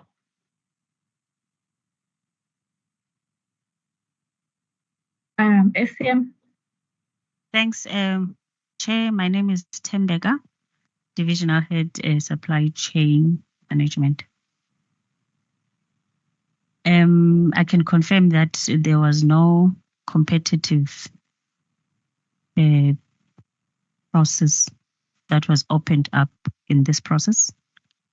When there's a selection of bidders from a panel, or specifically for GAR, in order for us to kickstart and formalize the entire process, we will then select the service providers as per the highest scoring in terms of functionality.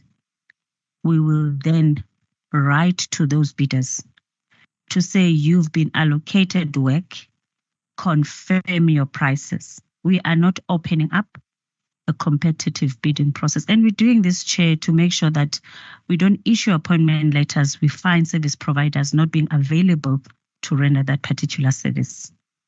And we are doing this just because we are handling the rotation process as SCM. There's fair allocation of work in all the categories, because this is one tender. GAR, I think it's 03, I'm not sure. So there was never a competitive process, Chair, opened up. It was us initial kickstarting or officializing, if that's an accepted English word, of the process.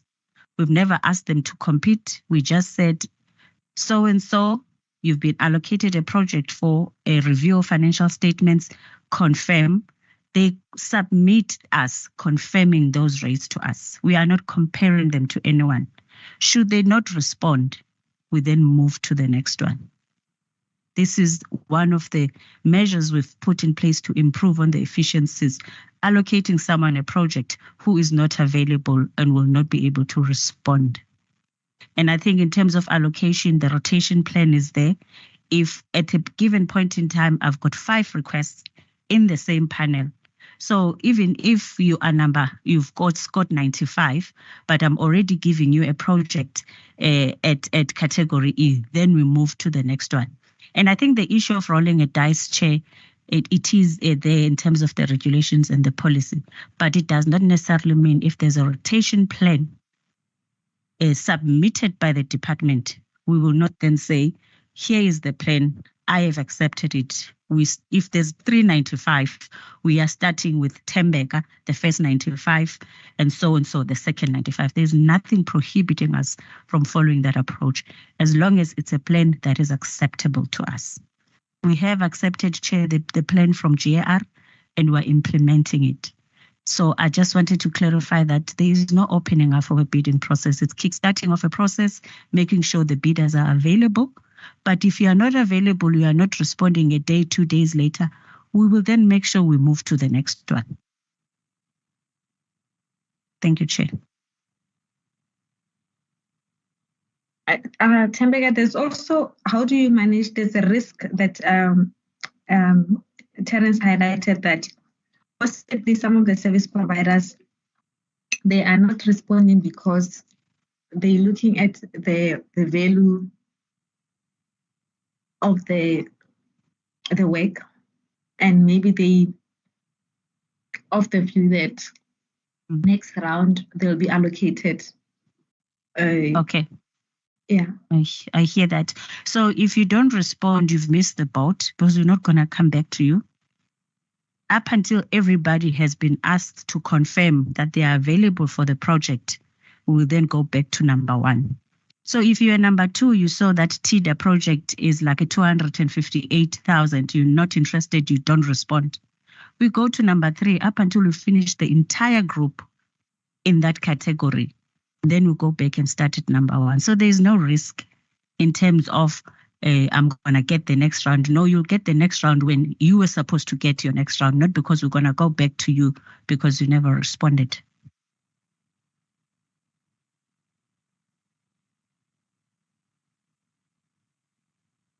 Am I clear, Chair? Yes, members, any follow-up questions?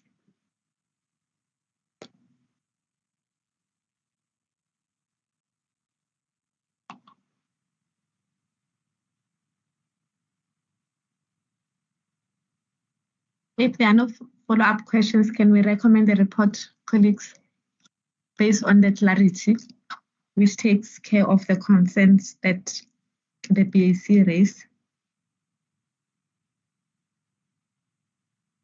So basically, SCM confirming that they did not open the competitive process again.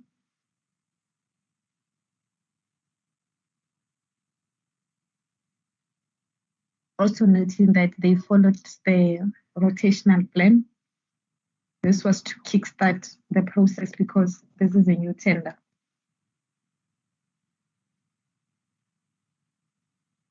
And the risk of service providers choosing which work, it's been mitigated because they don't go back, they go to the next service provider on the list. Can we recommend the report, members?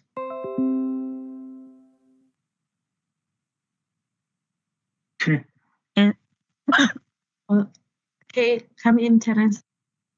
Yeah, I hear the members are quiet. Maybe they want me to speak.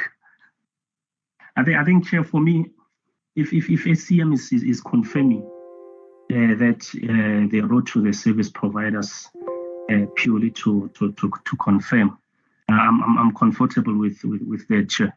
I came out very strong on this because the department had said it requested quotations. That's why it triggered.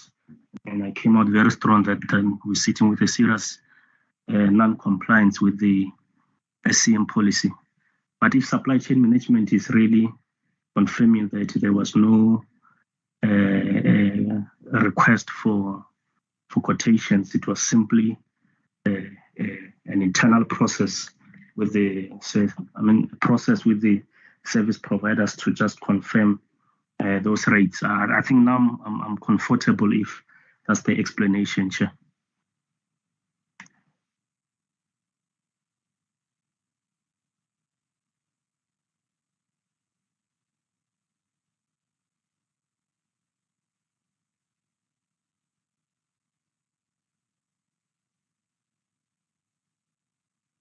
Yeah, we note, I think also in the minutes, we note the confirmation from supply chain, and then can we then recommend the report, members? At the back of the confirmation from the supply chain divisional head that the process was followed in line with the SCM policy. As recommended. Yes, Chair, as recommended. As recommended, Chair. Thank you. The meeting is adjourned, colleagues. Thank you. No, Chairperson. Please. You can't. Okay, Kali, Can we take advantage that DH Tembeck is on the platform and take the agent report of the close?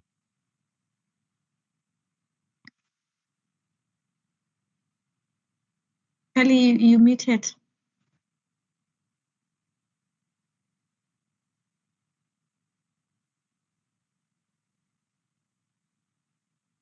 Mapula, what did you want to say? And then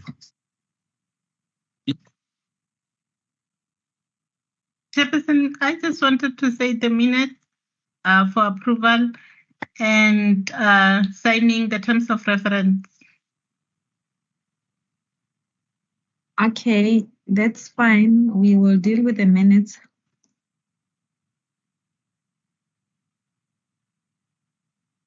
After, can I just check, Kali, you wanted to say something? yes, I was saying, with your permission, can that agent item you were asking me about, can we take advantage that DH Tembeck is on the platform and the report relates to the Section 58 notice issued by Department of Minerals and Energy to close down our mine. So we want to reopen it through the appointment of this consultant to implement the items that they're not happy with. I've circulated the report to yourself and to Secretariat, and I've just asked the director to join online if there will be questions. Thank you. Members, I don't know if it's me, but we did ask for this report and you kept quiet. So I don't know what. No, I think I was distracted. I asked you calling my name and then you didn't respond. Okay, Mapula, do you have the report? Okay. Yes, Chairperson, I'm just loading it on the Q drive. All right, let's load the report, and then once it's loaded, the department can present the report.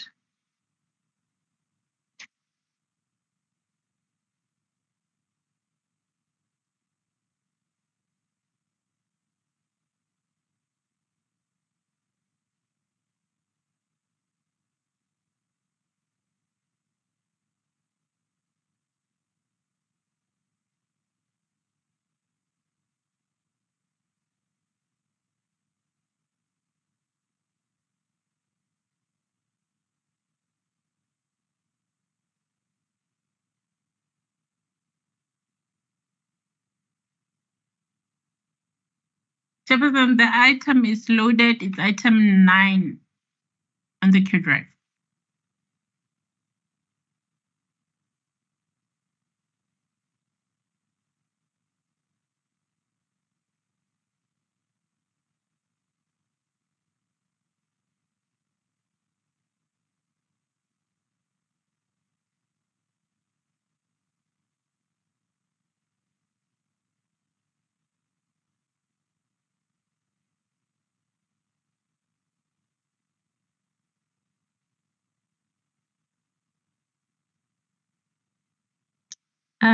Go ahead. Manuel was presenting.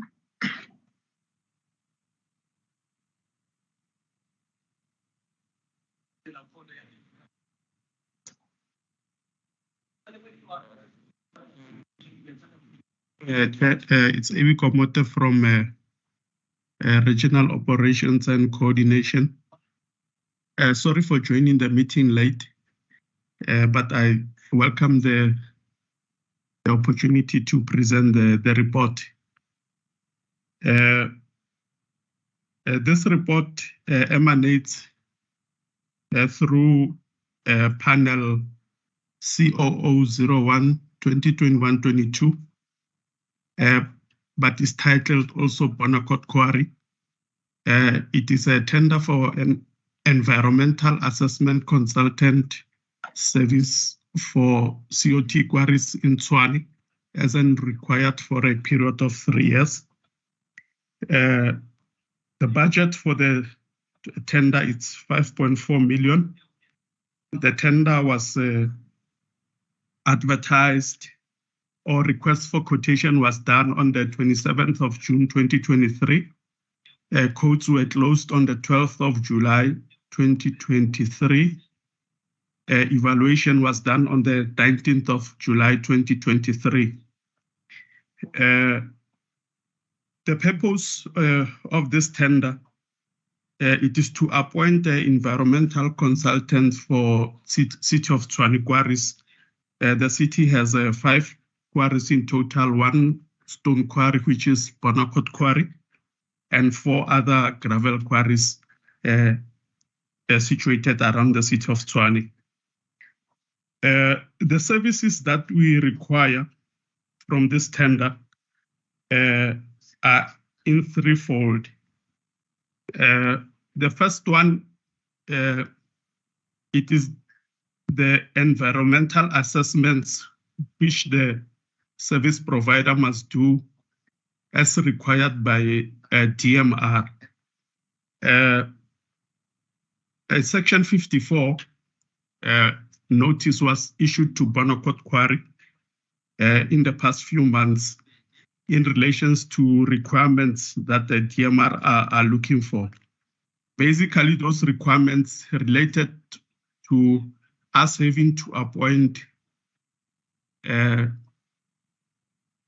or make appointments in terms of environmental consultants, in terms of hygienists, in terms of land surveyor, and also in terms of a rock engineer.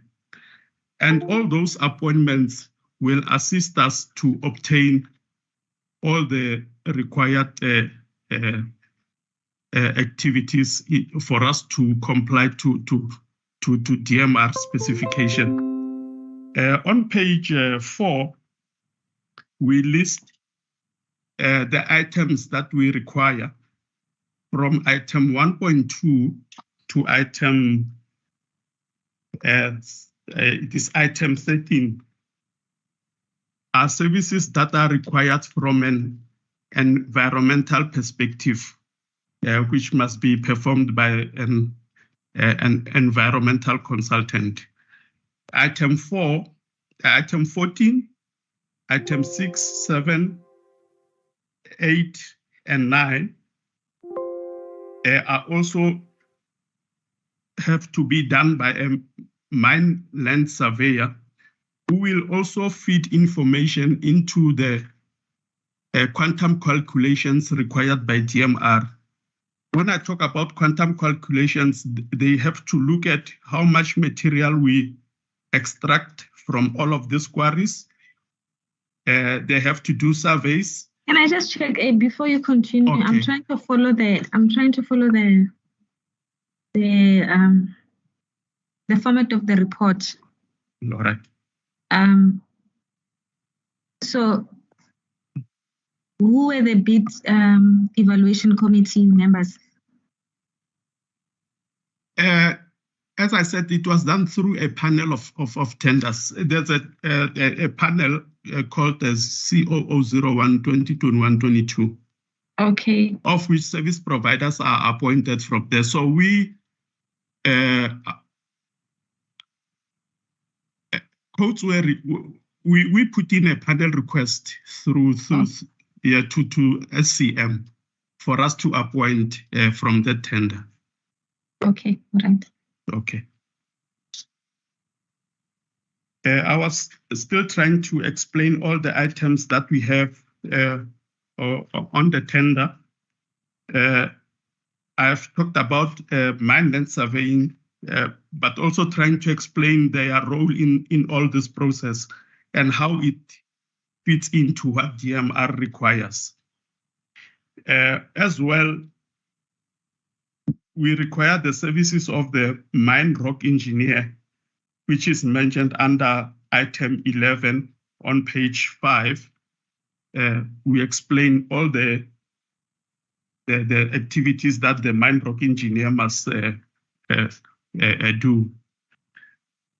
The request for quotation was sent to, let me just have a look.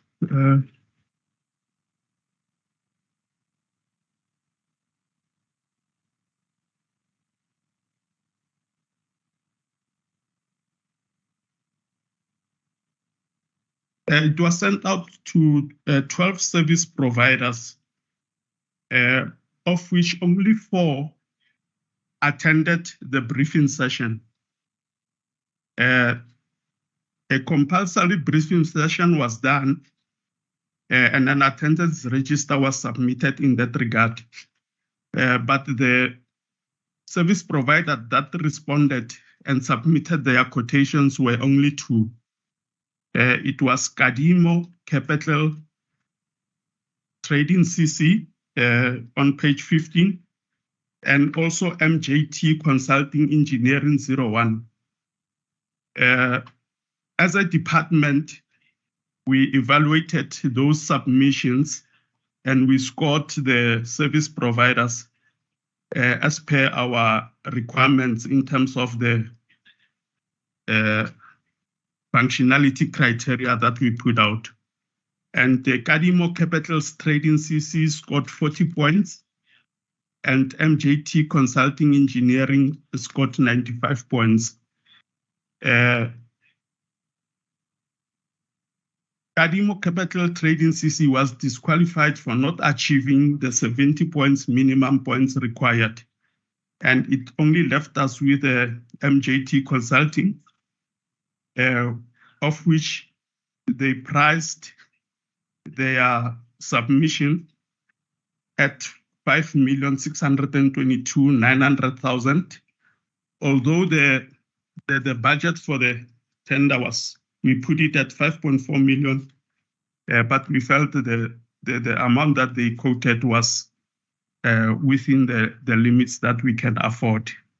That's when we concluded that we can proceed to appoint MJT Consulting Engineers to provide the services as required.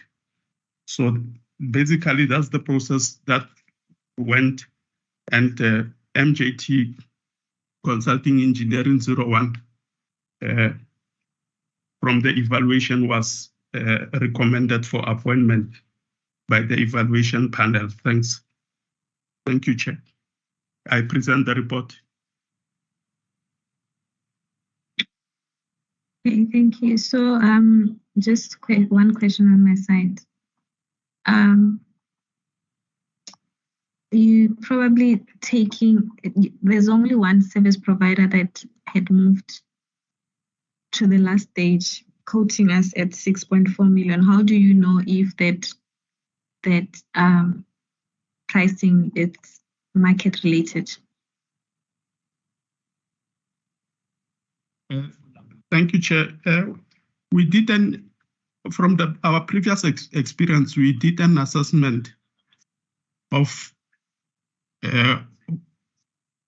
the cost that we incurred previously when we were acquiring services from previous consultants, and also engaged through the industry other role players, although it was not done through this supply chain process that we were currently doing, but we did engage professional services in the market.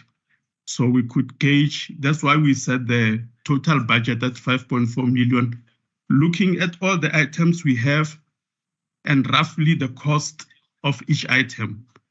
And that's why we felt that the service provider that we recommended, although slightly above, but he's still within the range that we were looking at.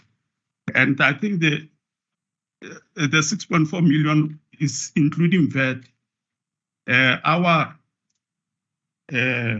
budget is 5.4 million, and their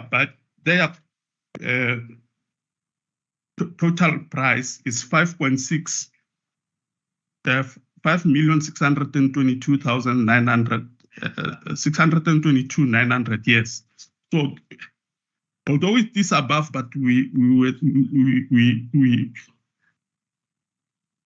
was within the range that we were looking at.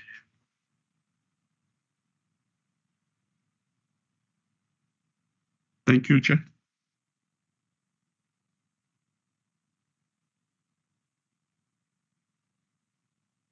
Other comments, colleagues?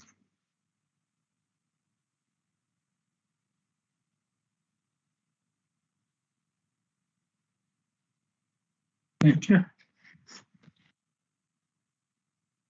Just some mathematical inaccuracies if I'm punching the numbers correct, Chair.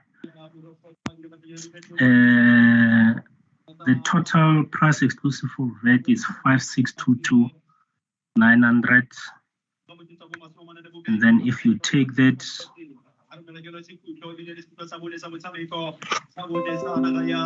but just try and mute there, AB. Sorry, I'm listening. Oh, just try and mute. I think there's a radio playing. Oh, sorry. Yeah. And then if you take that 5,662,900, you add 15% VAT. The 15% amounts to 843,435. And then you add the two, I'm getting a total of 6,466,335 compared to the total that you have there. There's about 20,000 difference. So if you can just confirm that and correct it on the report, please.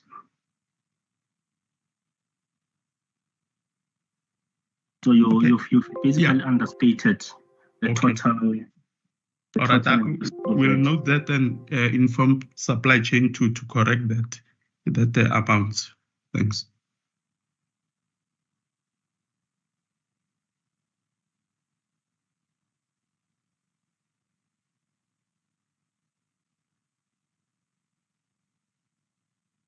Any other comments?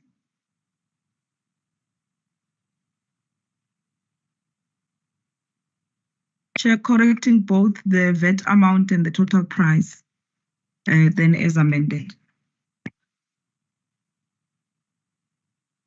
Thanks, Nanda. Colleagues, as amended. As amended, Chair. Amended, Chair. Amended. All right. Thanks, Chair. Thank you. Thanks. Can we? It's just that it came now, Chair. I'm not sure if the service provider is tax compliant or we need to bring in regulation 43. Let's just say it's to tax compliant. Yeah.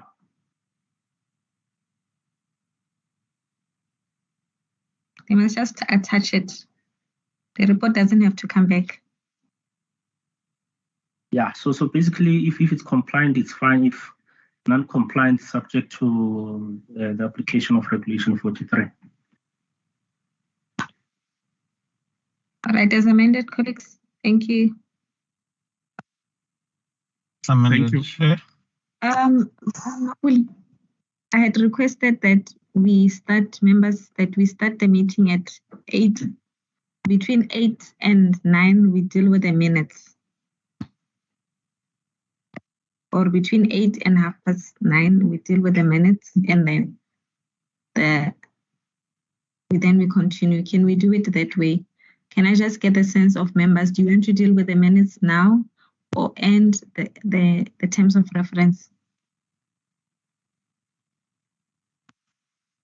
Chairperson, I would humbly propose that we defer it to a time when your instruction will be complied with. I'm not being facetious, but you know we have a strike on our end, so we are really split our attention, and there's a lot that me and Kwena are required to do on the ground. With your permission, I'm hoping next week Thursday things will be different.